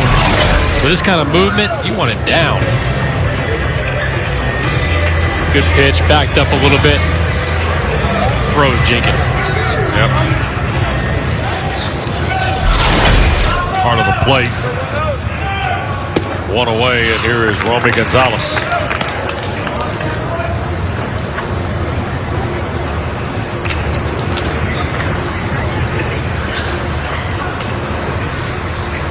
One-0. Fouled into the mitt. 1-1. Jeff Gosney wants a new baseball in play.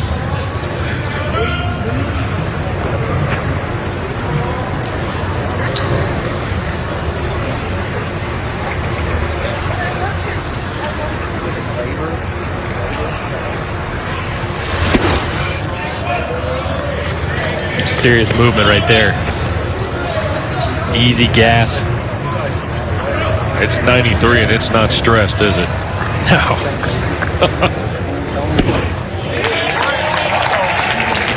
What are you seeing here? Is it kind of leaking to the right-hand hitters? Absolutely. He's got a little tail on it. He's got a little 3/4 delivery. But it's real quick, too. Once he gets separation from his glove and hand, he's come at you hard. 3 balls, 2 strikes. Full count now to Gonzalez. 1-1 in the 6th. This game has been a chess match.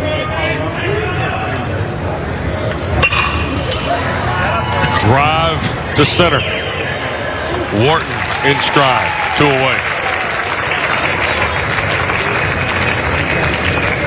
These are the kind of pitchers that I would love to see the target down the strike zone, keep it down, let it start down the middle and let it run. Use your movement to your advantage. A lot of times guys are trying to hit the corner and they get out of whack a little bit when they have this much movement.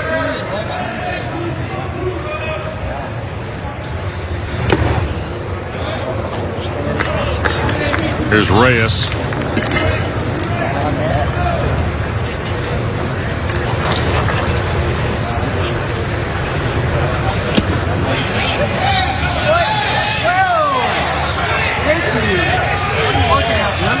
Two and 0, or 1-1 rather.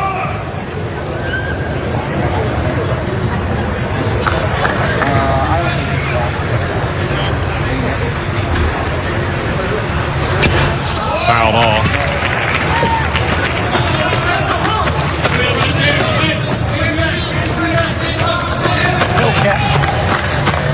One and 2.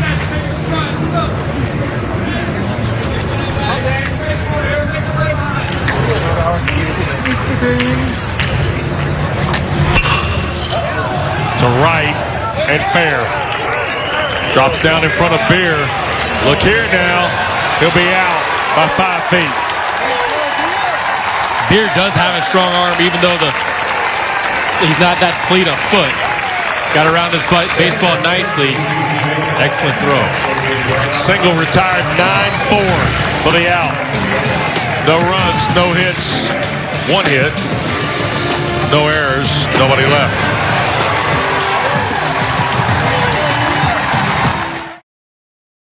Bottom of the 6th, Miami and Clemson are tied. There's the line, 1-4-1 with 3 left. And you see the 7 at the bottom for Clemson. And here's our look at Pool B. Miami a winner the other night, so the winner-take-all game here tonight will put a team in the semis on Saturday night opposite the winner of tomorrow night's NC State-Florida State game. And here's the reality facing Miami. That man's wonderful coaching career coming to an end. Tonight could be the last game.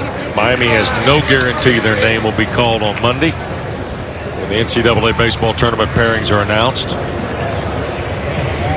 They came into the ball game tonight. Came into the tournament with an RPI of 63, and that ball is hit out of here. Drew Wharton took it to left.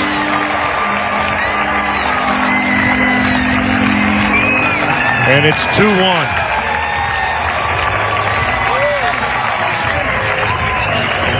Home run number 7 for Wharton. He jumped all over this fastball. Middle of the plate, up. Check out this swing. You can't put on a tee better than that. Wow.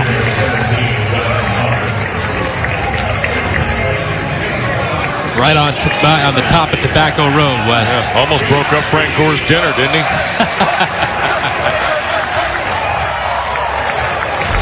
2-1 Clemson on the Wharton blast. Yeah, baby. Strong and coming. Here's Hawkins. Clemson is back in front here in the 6th.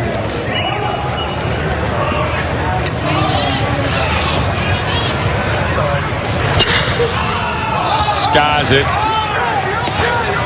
Long run for Clunan and can't get to it. It hit the wall around the bullpen and carry him back over into the field of play. So have to clean that up.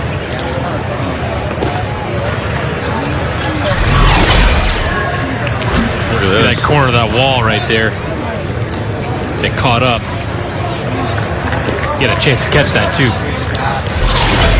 Almost had to go down the stairs to sort it out. The sidewinder is Cooper Hammond. And then Daniel Fetterman is the freshman on the left side, wearing number 99.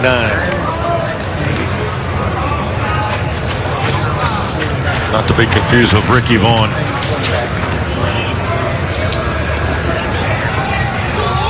Actually, there's a big leaguer wearing 99 right now. 99 to me, baseball will always be Ricky Vaughn. Well, he's a legend. Manny Ramirez did it too. Manny Wood in LA. Sure, yeah. 1 and 2. LA could use him right now. He could probably still hit. Short swing, Hawkins strikes out. 1 away. Good breaking ball. Bartfeld. The fielder, number 5, Sam Hall. 4th strikeout from Jeff Bartfeld. Here's Sam Hall with 1 away. Missed that by 2 feet. He was clearly looking for something else. 100 in for Bartfeld.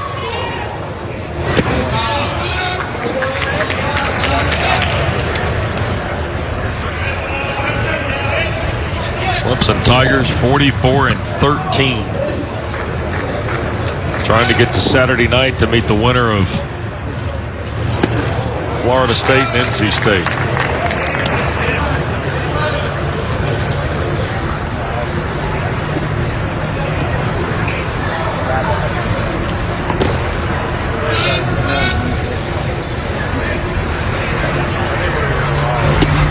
Swing and a miss there, 1 and 2.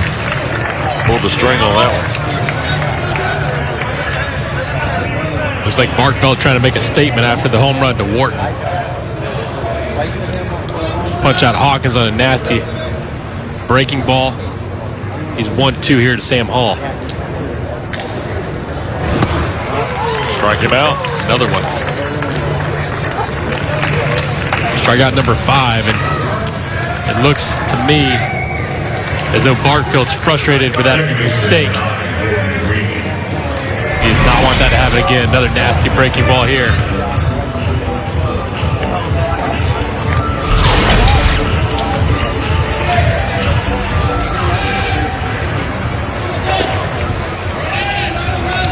Jordan Green stands in.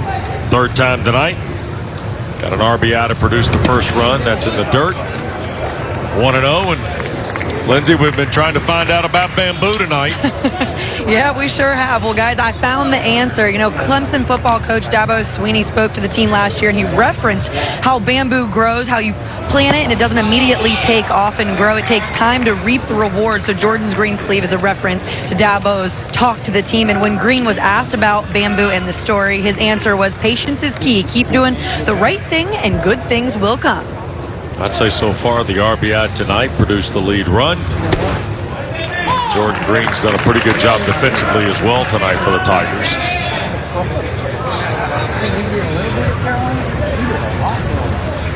Of course, we started out with the story of young Savannah Jones last night on the sleeve. There's one. More patience with the bamboo.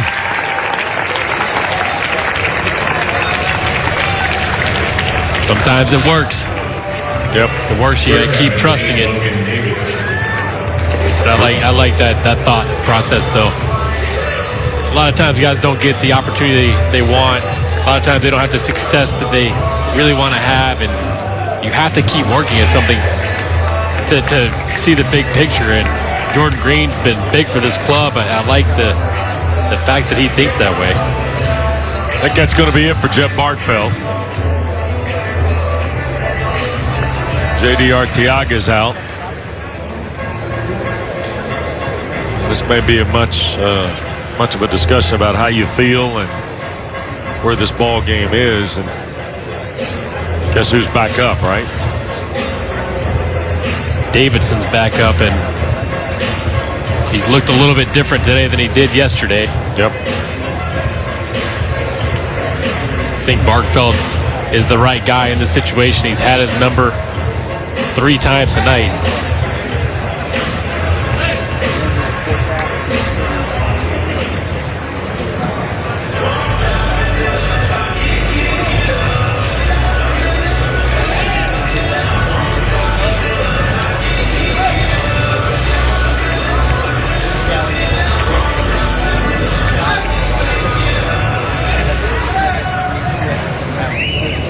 Green at first, 2 down. Clemson back in front on the Drew Wharton home run to left.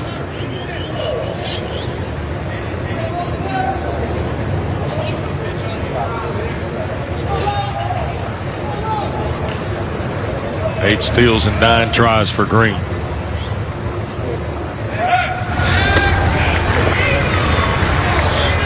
Bill did a little step over on Green, getting back to the bag.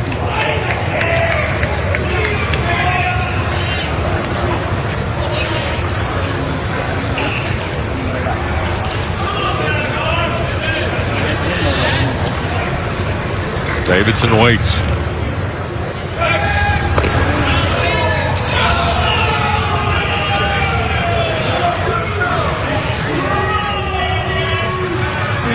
By the time we got into the bottom of the 6th yesterday, Davidson was already 3 for 5 with 2 homers and 7 RBIs. How about that? I did not forget that. Wow. Good change up. Absolutely.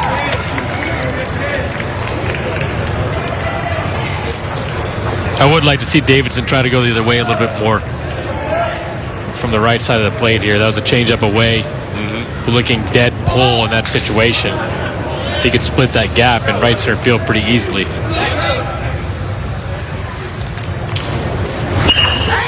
Down the line. It is foul. Ball's hit a mile. But again, if he's thinking right center field, that ball is way over the bull, fair. He reached out and hooked this ball. If those sights are set to right center field, I remember Maynard Ramirez saying, I'm looking fastball 97 to right center field, and if I get 92, 93, it's going out to left. And that's the approach I'd love to see Davidson have.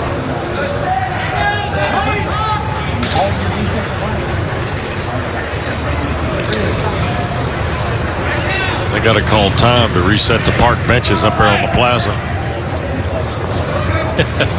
Goodness. There's a throwback over. Just a couple of years ago, remember NC State Miami played that game in here that night where the Wolfpack hit the home run, and then all of a sudden Miami came back. That was the bat flip game, wasn't it? Yes, it was. Those are 2 of the longest home runs I've seen hit here. Well, if not by air, by land for Logan Davidson. First hit of the night, sharply to the left side. Got a breaking ball, stayed on this nicely. Middle of the plate, squares it up. Well, he's got a really nice swing, doesn't he? He does, and that's why I'd love to see that approach to right center. I know he's got it in him. Jim Morris coming to make the change. Kyle Wilkie will see the new Miami pitcher. Jeff Bartfeld's night's over. Cooper Hammond coming from down under when we get back to the Durham Bulls Athletic Park. ACC Baseball Championship resumes right after you see this. First time tonight. And the 6'3", 205-pound Cooper Hammond coming on, but how about Jeff Bartfeld? Tips the cap. And off we go. Appreciate the sportsmanship and the competition here, don't you, Dave? Absolutely. Well, here's the young man from Venice. Don't see many guys come from down under anymore, do you? No, you don't, and it's never an easy at-bat, especially for a righty on righty. What's going to happen right here with Wilkie at the plate, but Cooper Hammond's had a great year so far. You see the ERA around 2. Doesn't walk a lot of guys. It's all about pounding the strike zone with movement. It's a big situation. So Cooper John Thomas Hammond from Venice, Florida. Gets ready to go. Talk about a veteran guy working with a bunch of youngins. They've got a few young ones out there. Oh, boy. Only 6 of them tonight. Yeah. Including the catcher, Quinones. Here's Wilkie now.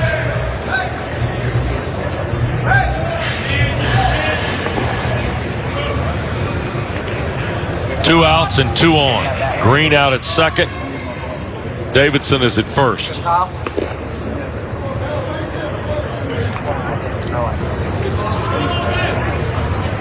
Beer would be next here. Wow. 80. Here we go again with you and your speed ranges But tonight, here's right? the thing, though. This is a different 80 than over the top Scott Tully. On the left side. I understand.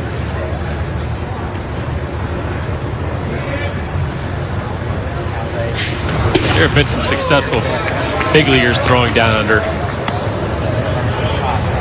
What's the most important thing here, Nick? Pick up the ball? You know what? You have to keep your head still. You have to see the ball out of the hand. Okay. What I always did with sidearm guys, I just simplified things, trying to hit a single, and then if I caught one out front, then I get an extra base hit. But you have to see the ball first. You have to find that release point. You're typically looking down at the ground for the release point. Saw the ball. Green will turn at third and score. It's 3-1.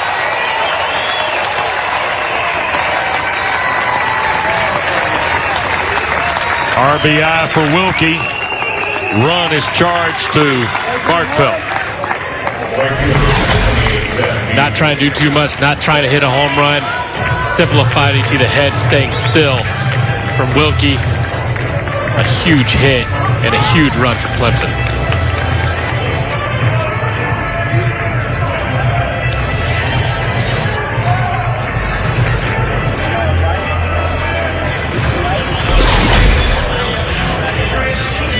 Even tougher hitter here for Hammond. Yeah, you want to. You're going right back into fire. Right back into it. This lineup really doesn't slow down.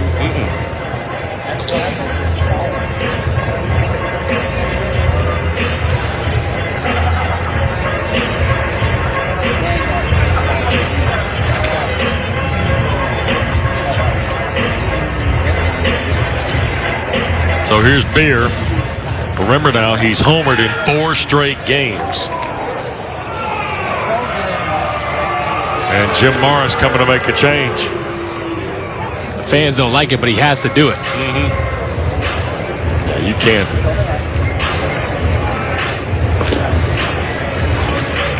So Cooper Hammond faces one guy.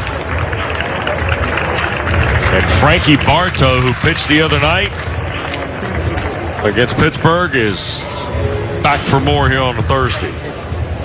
Another change for Miami back after this. Third. I thought this one might be headed out to the freeway. And Clunan caught it up against the wall. Beer thought it was gone too. You two aren't the only ones. You were in there? I was thinking, yes. I didn't say anything until I wanted to see where it went, but that was a beautiful swing. Caught it towards the end a little bit.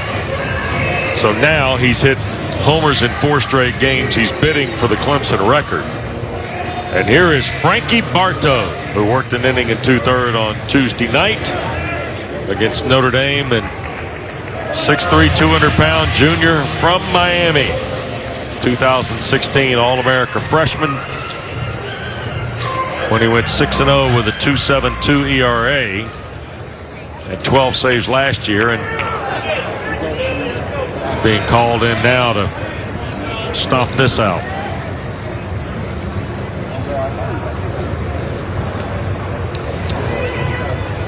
First and second, 2 outs, and that's in the dirt to Beer. First pitch change. Expect Bartow to challenge him, coming fastballs. His first pitch change. He warmed up at 94, we saw, right? He's got a good one. Interesting.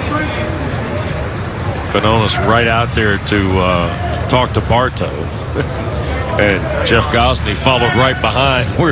starting to grind now completely in terms of the pacing of this game.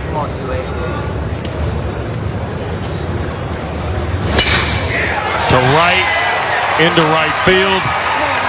Round the corner comes Davidson, and he'll score.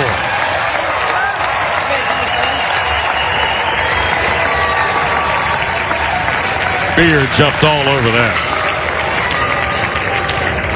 After Quinones goes out to the mound, you expect him to throw a fastball and challenge him. He did that. Beard does a nice job of staying on this pitch long enough. Another big hit for Clemson. Another huge run. 2 in the 6th now to make it 4-1. And here's Chris Williams.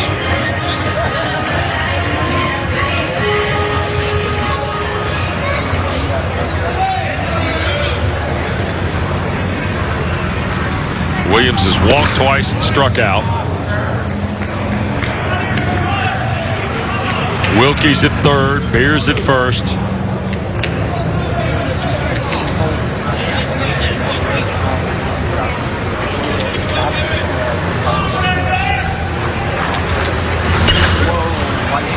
Didn't quite get it all, and that ball will hit the ground.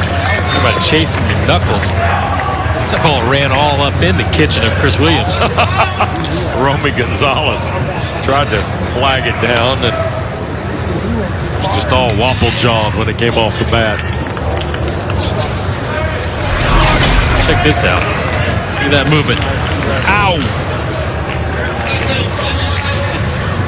I think it's stuck to his bat.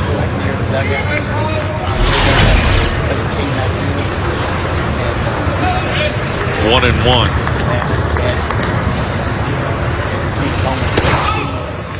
'96. And Chris Williams is stepping towards third base after he got the fastball that ran all in on his hands. He doesn't want that to happen again. Open up the outside corner. Bartow is just a little off.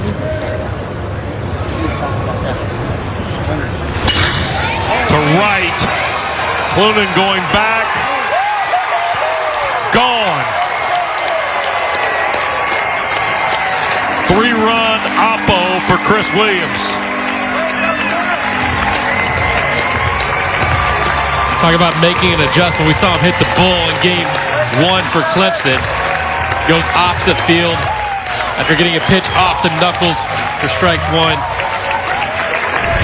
This is how you do it. Fastball away, down in the zone. Beautiful job with the lower half. 16th home run of the year for Williams. Tigers, catch, by the way. Tiger, excellent catch. Tigers have now scored 6 in the 6th.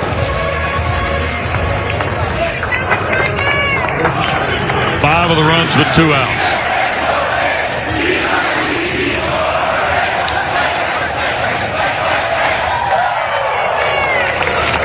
That ball was hit well.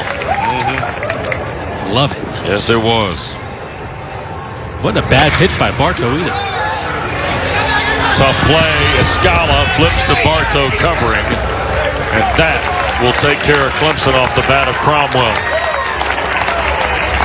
But not before Clemson sends 9 to the plate. 6 runs for the Tigers. It's 7-1 at the end of 6.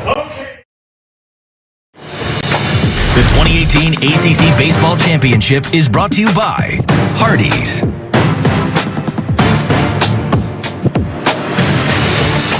All those people had their dinner paid for tonight by Jeff Francoeur. No way. I doubt it. He doesn't do that. 7-1 Clemson. We welcome you back to our coverage of the ACC. He doesn't do that. ACC Baseball Championship with Nick Green, Lindsey Rowley, Aaron Kendall, our producer, John Tackett, our director. Thank you to so many folks who have helped us bring you the continuing coverage of this event from Durham.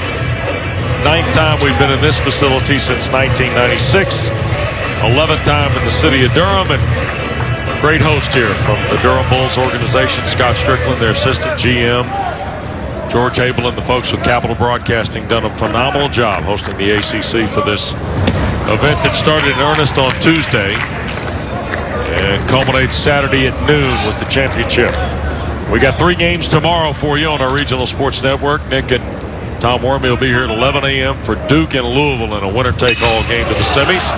There's Michael Burns against Ryan Miller into the gap in right center from Miami. And then Carolina, Georgia Tech in a game that probably means, although neither team will be in the semis, probably means something to both. Georgia Tech trying to get in, Carolina trying to solidify.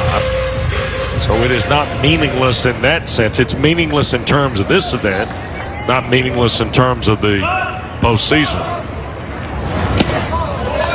Clemson lined up for a big one there and came up empty. And then tomorrow night, Florida State and NC State. There's a look at our calendar for tomorrow. Brian Brown tomorrow night, the ACC Pitcher of the Year for the Wolfpack. By the way, Patrick Bailey, the Rookie of the Year, cut one loose out of here today for the State in a losing effort to Virginia 4-2. And made it look easy from the left side. Foul ball there, and it was close. So Duke will get Adam Wolf. They'll face Adam Wolf of Louisville tomorrow. Georgia Tech will send Connor Thomas out, and he's been outstanding for the Yellow Jackets late in the season. And a 17 strikeout game against Wake Forest. Yep. We're going to look at Brian Brown tomorrow night against NC State, or for NC State against Florida State. Pittsburgh, Joe Giordano, they still got their feet up at the pool tonight. Do the Panthers. Smiling. Yep. Saw Coach Giordano this afternoon here at the ballpark. Strikeout of Clemson for Ryan Miller. One away. First baseman, number 28, Raymond Gill. Ran that one right up the ladder. Jim Morris and Miami know that down 6 now. The time might be running out. That movement. Can't get on top of it. Raymond Gill.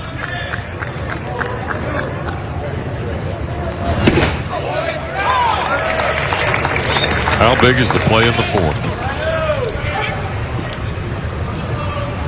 Thrown out by Cromwell on a play to end the inning. A run was already in. Clemson would have scored to give Miami the lead. Right? Had he been called safe. And that came on the heels of the triple by Clemson over the bag at first. Back up the middle, past the diving Green into center field. First and second, one out. Jordan Green had Raymond Gill played dead opposite field with double play depth. He's in regular double play depth. I think that's a double play.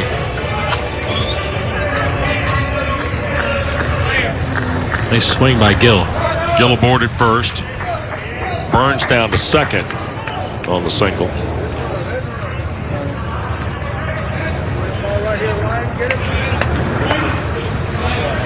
Miami is 21-20 all time at the tournament. Yeah.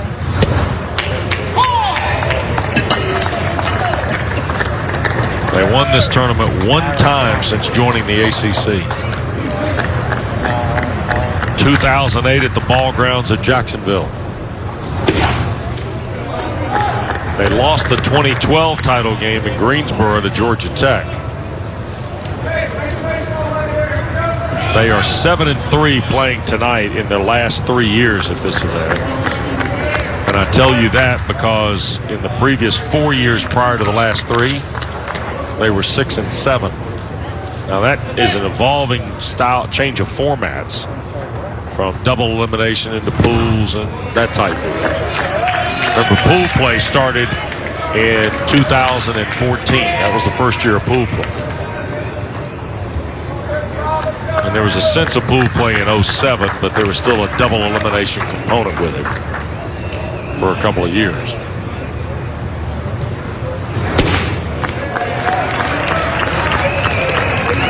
Three and one to Quinones. You don't want to give Miami any sense of hope coming back in this ballgame. They have to settle down right here. Yep, in the 7th. 3-1 count.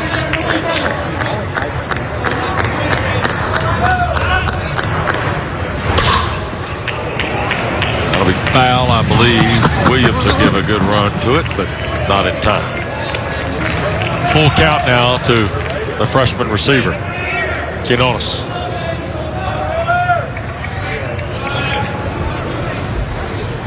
Yep, summertime for little folks, late on a Thursday night. Yes, it is. School is out, though. Yep. If it's not, it is tomorrow for them. Might be the last day anyway. Just mom and dad really want to go next level, get them some of that cotton candy. They'll be up watching the Late Show with you. Yes, they will. That's my favorite thing is people always want to give my daughter, the oldest one, candy. About to say Ivy Jude a little young for she's the a little young game, for candy. Yeah. She won't even have She a week old today, is that right? She's a week old today. A week old today, so and she can't have candy Dad's yet. been on the road since Monday. Oh, man. Roller to third. Be interesting here. Safe place to first. That's the right play. Cromwell rips it across the diamond for out number 2. Up by 6. You want to make sure you get outs, and that's the right decision by Cromwell. So, 2nd and 3rd now for Miami with 2 outs. And Willie Escala.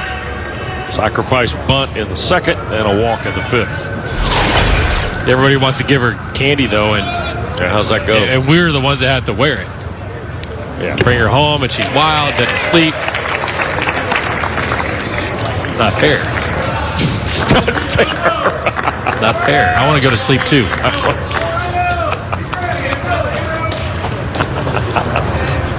I love it, Dick. It's not fair. It's not. 1 ball, 1 strike with 2 down here in the 7th. Escala will have to get a hit to keep it going for Miami.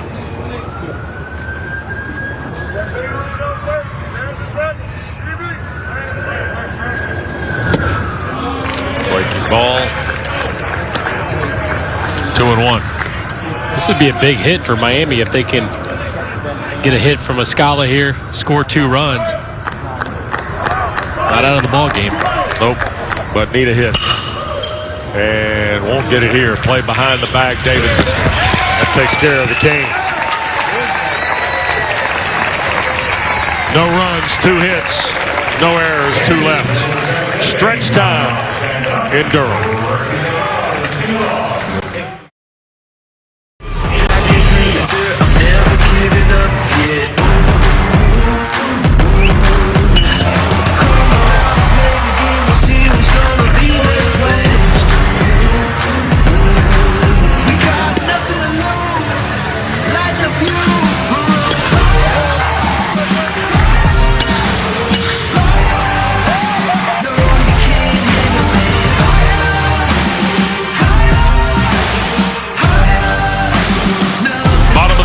Clemson 7, Miami 1.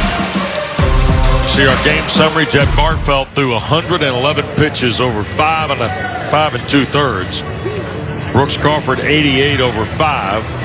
Chris Williams 1 for 2 with a 3-run homer that broke this game open. Drew Wharton also hit a home run in the same inning.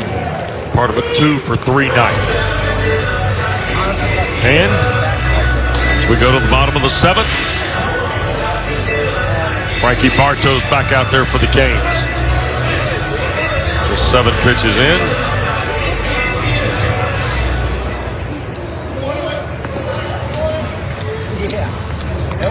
And here is Wharton, who homered to start the 6th.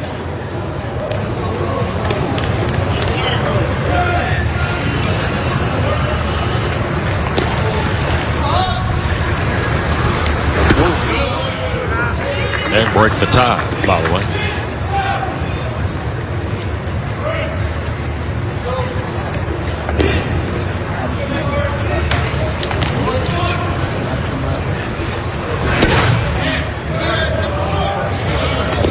Three 3-0 very quickly to Drew Wharton. There is Grayson Bird. By the way, 4-pitch walk. Tough call on Wharton.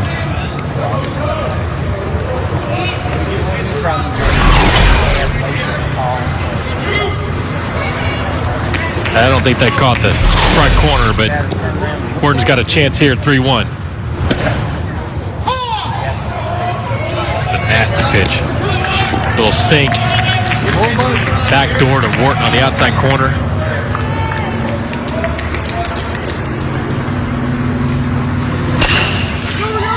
Roller to first. Gill will flip to Bartow. Steps on the bag for out number 1.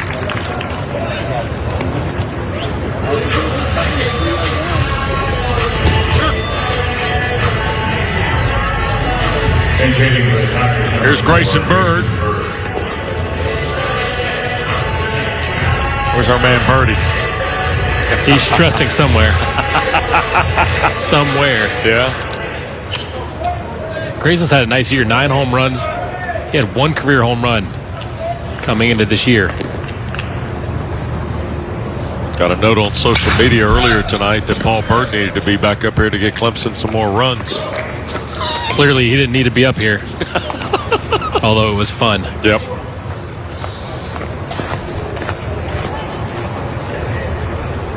So here's Paul and Kip's son Grayson. 0-2.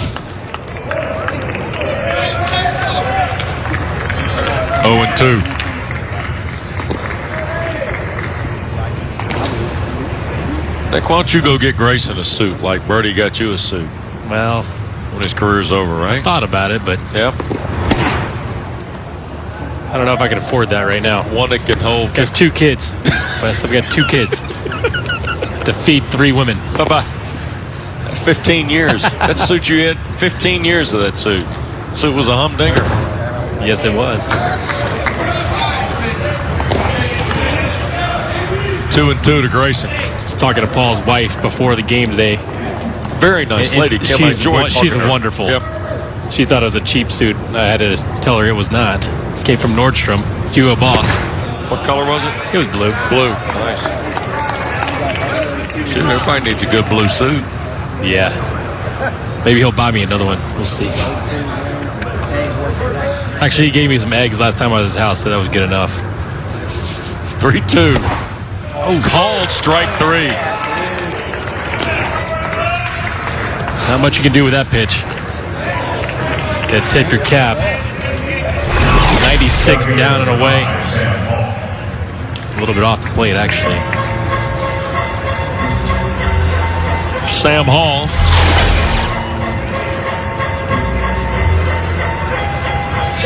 It's veteran Frankie Bartow.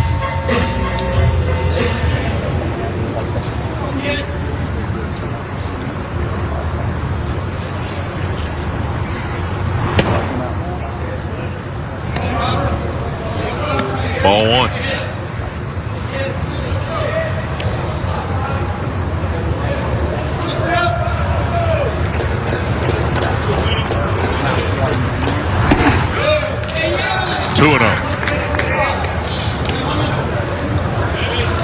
So if you're projecting tomorrow, Nick, what are you thinking? Duke, Louisville?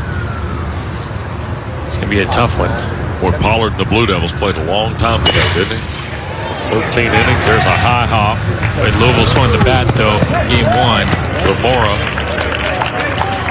makes the throw. Hall is retired. Clemson goes in order.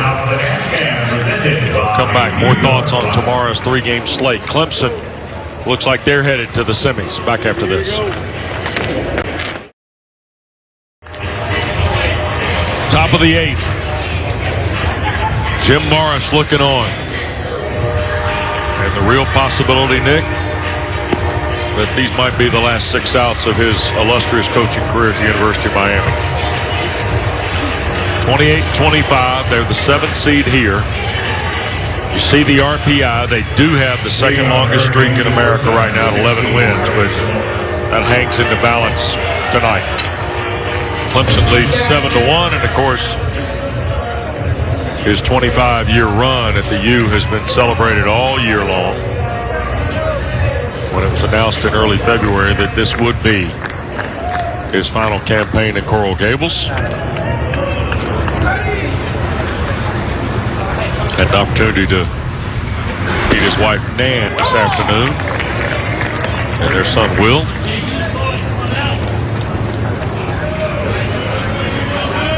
Very respectful guy in college baseball. 0-1 to Freddie Zamora. I told you earlier, 2 times a national champion. Won ACC tournaments not only at Miami and Jacksonville, as we noted earlier, but also with Georgia Tech. We talked earlier about the tournament they won in Atlanta on the campus of Georgia Tech. The last year this event was on campuses. 1984, I believe.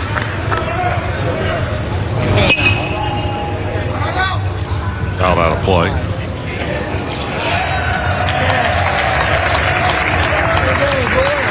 Nice job, young man.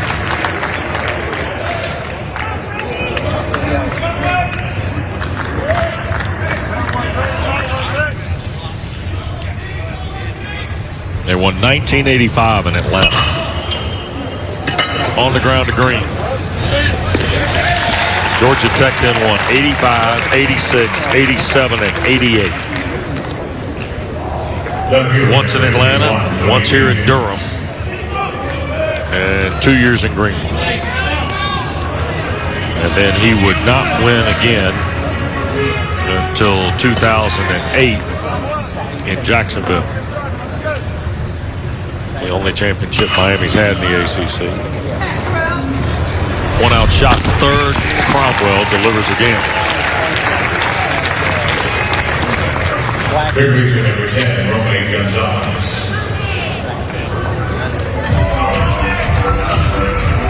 Native of North Carolina. This has to be emotional for him, too. Yep. You know he has all this in the back of his head that this could be it.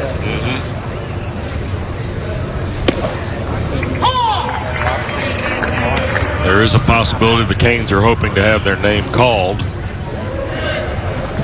on Monday. But as we said earlier, 63 RPI, strength of schedule is 16. There are the other teams in front of them. The team not listed on there who would also be in front of them is Georgia Tech. Miami has 7 wins against the top 50 in 24 games. They have played 33 games against the top 100 and have 14 wins. 1-2. As we noted at the top tonight, as Miller strikes out Gonzalez. Tonight's lineup featured 6 freshmen for Jim Morris. Bottom of the 8th, next from Durham, 7-1 Clemson.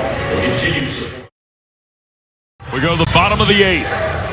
Clemson scheduled for Jordan Green, Logan Davidson, and Kyle Wilkie against Frankie Bartow. With Nick Green, Lindsey Riley, West Durham. Great to have you with us on our coverage of the ACC Baseball Championship. Clemson has been in control since a 6-run 6th. Congratulations. A gentleman wearing a Bartolo Cologne shirt now has a new Happy ACC. Happy birthday, Bartolo. 45 today. Doesn't really look like him, but close. No, he's just wearing a Bartolo shirt. He was dancing. He was a strong dancer. Try to get that shirt. Late Bartow celebration. Yes. Fouled off the mask of Quinones. That didn't feel good. You see Isaac also wearing the earpiece tonight, Nick. I like it. I'd like to see more of them wearing. Whoa.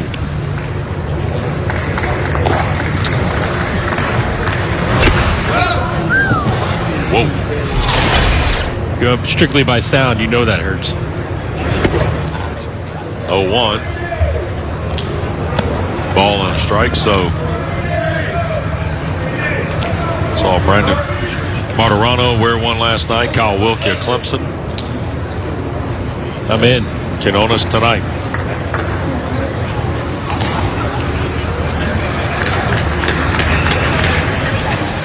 The 1-1. Back this way.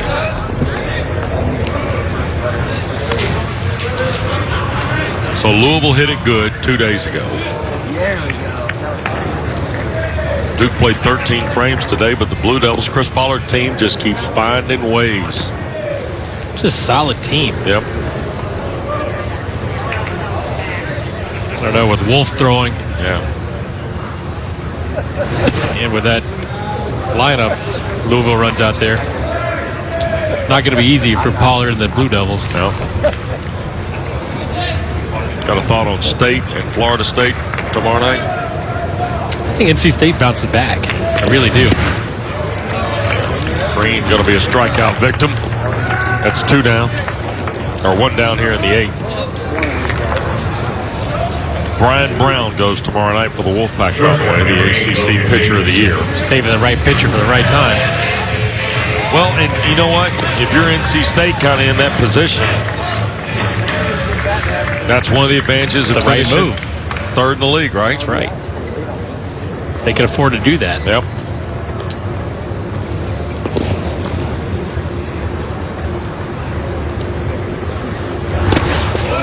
Very interesting to see how on Saturday, after winning 2 one-run games, how the old Pitt Panthers play.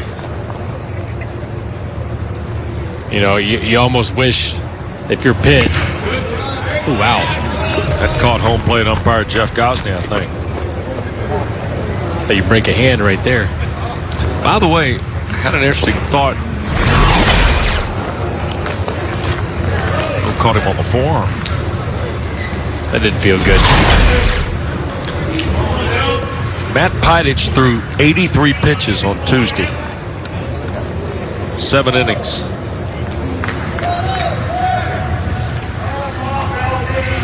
You go 4 days rest, he's ready for Sunday. Right? So they got Sunday covered. There's an advantage and there's not. I mean, you have your team playing great baseball. You have to sit around and wait. And do you lose that momentum? I just feel like the 2 games they played were such great ball games. Back to back. And now you have to take a couple days off. Can you get it back? It'll be interesting. Remember, they'd lost 8 straight coming in. They've won 2 one-run games. They were not expected to win either one either. By the way, there's a call, strike 3. That's out number 2 on Davidson. Here's the other stat to keep in mind when you start thinking about the Panthers on Saturday.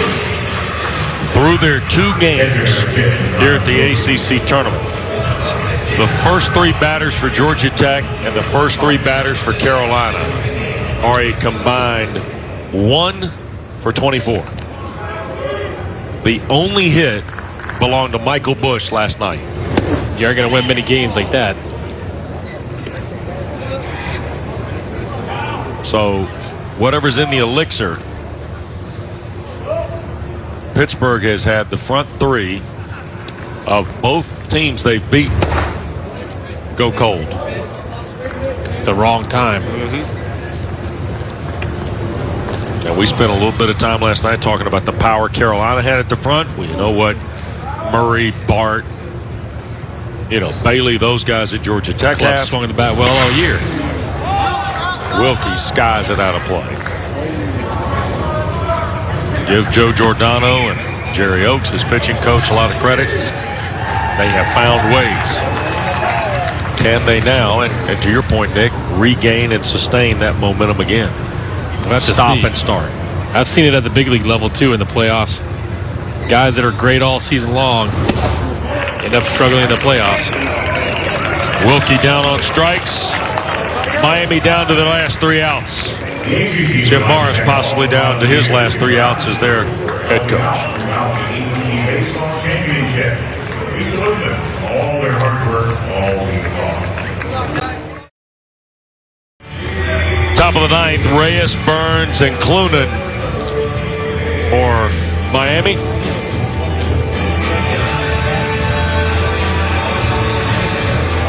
And Jim Morris 41 years of coaching. And potentially down to the end. There you go. ACC's winningest coaches. Leading off the Hurricanes, 4 in the top 7 all time. Mike Martin, of course, Jim Morris, Mike Fox, and Danny Hall.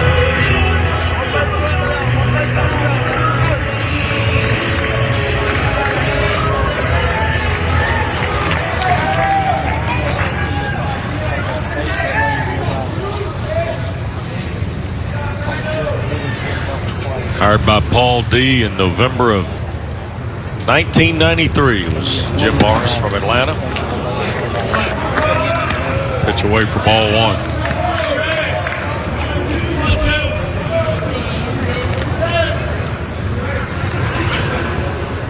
Danny Reyes takes a strike, 1-1.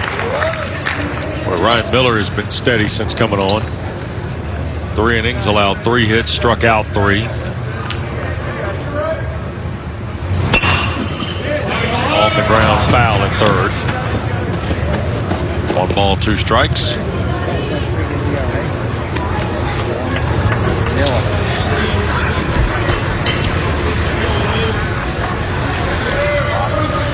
Michael Burns helping out Reyes with the bat.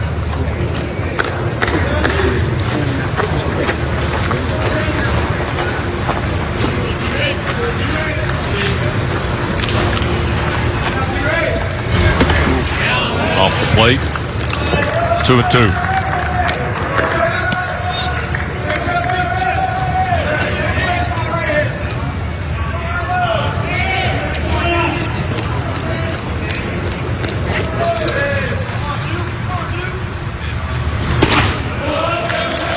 Take Jim Morris's numbers, 1,594 wins.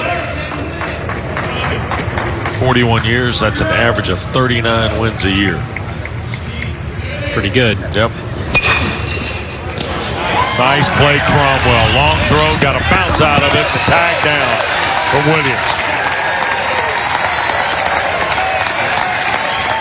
Nice athletic play on both sides here. Cromwell to his right. Slides down on a knee. You come up and spin the other way. Perfect job of trying to one-hop that ball. Williams, the right thing to do. Comes off the base and tags the runner. Another good play from Cromwell. I have got Cromwell for 6 assists tonight. Just by my count off the fly here. And I'd say half of them been Blue Stars, I right? can tell you that. I can tell you the one he came in charging on. Yep. The one he barehanded in this last one, 3 of the 6. Fly ball, right field. Beers got a track on it. 2 away.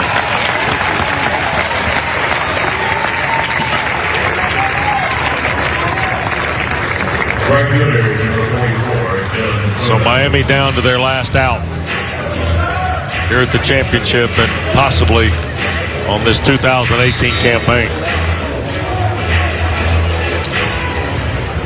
And there's what Jim Morris has done in 25 campaigns at Coral Gables. 2-time national champion, 13 trips to Omaha. 2 times the winner.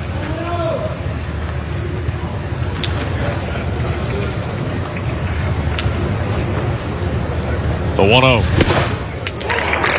Clonin a swing and a miss. 1-1.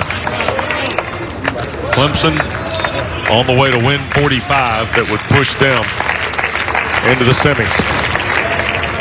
Saturday afternoon about 5 o'clock against either Florida State or NC State. Oh,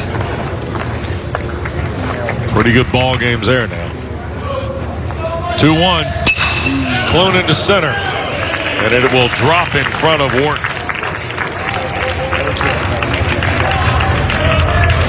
That'll give Gill a chance.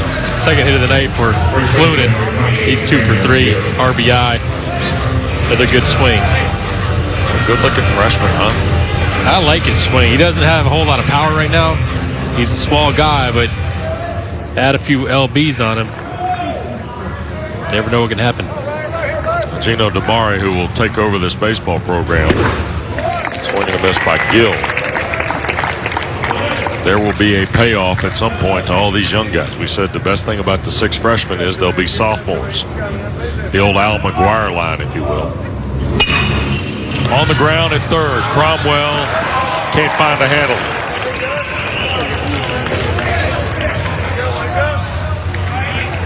That was a shot, by the way. Well, as he kept it in front and then tried to pick it up with the glove, and that's where he made the mistake. Once the ball's on the ground, you bobble it, you have to pick it up with the glove. It's a bullet. Cromwell, tough hop.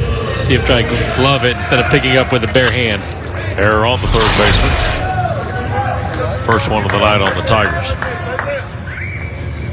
So here's Quinones in the 8th spot. Takes a strike from Miller.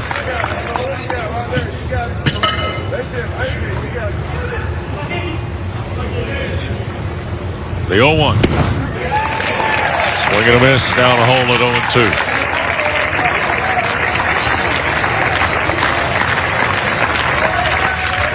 Miami down to the last strike.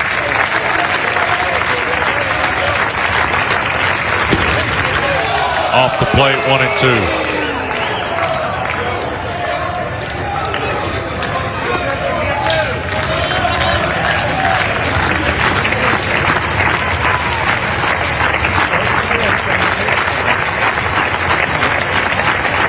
1-2 to the Miami catcher.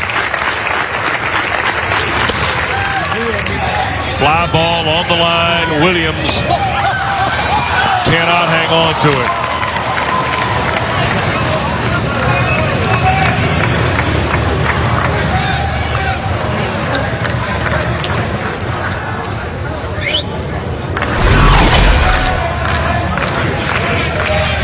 That will be an error on Williams.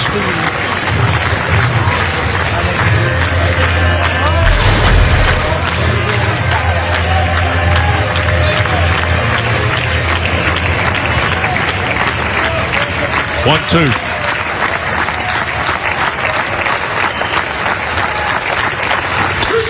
Ground ball. Oh, nice man. He'll handle this one, step on the bag, and the Tigers win. 7-1. The 6-run 6th. Helps Clemson capture Pool B. And they'll meet either Florida State or NC State Saturday afternoon at 5 o'clock for the right to go to the championship game. And a nice moment with Monty Lee and Jim Morris and the Clemson and Miami staffs here as we put a wrap on the Canes here in the tournament. Tigers win. Another night of long balls. Drew Wharton a solo shot, a 3-run shot from Chris Williams. Clemson got strong relief from Ryan Miller after Brooks Crawford gave him 5 innings.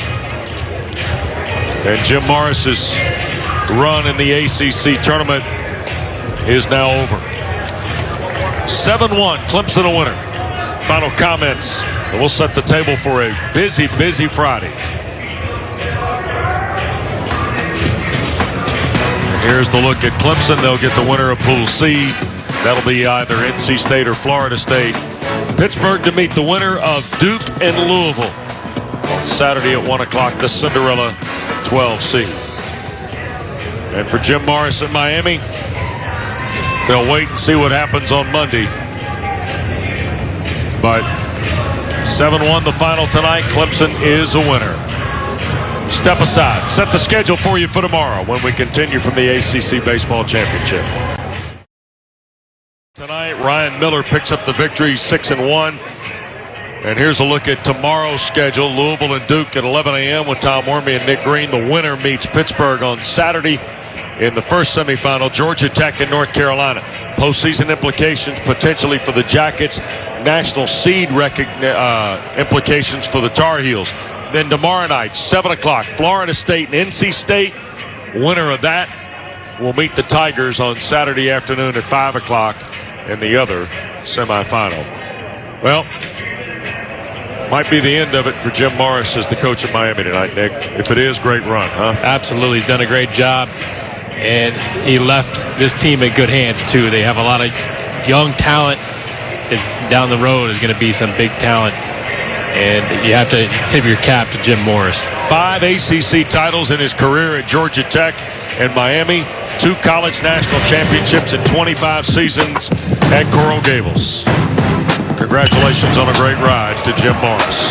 For Nick Green, Lindsey Rowley, our producer Eric Kendall, our director John Tackett, and the great men and women who help bring you our ACC Baseball Championship. West Durham reminding you our coverage starts tomorrow on a Friday at 11 a.m. with Louisville and Duke. Then Carolina, Georgia Tech. And the nightcap, the Wolfpack and the Seminoles, as our coverage of the ACC Baseball Championship continues from Durham. Good night.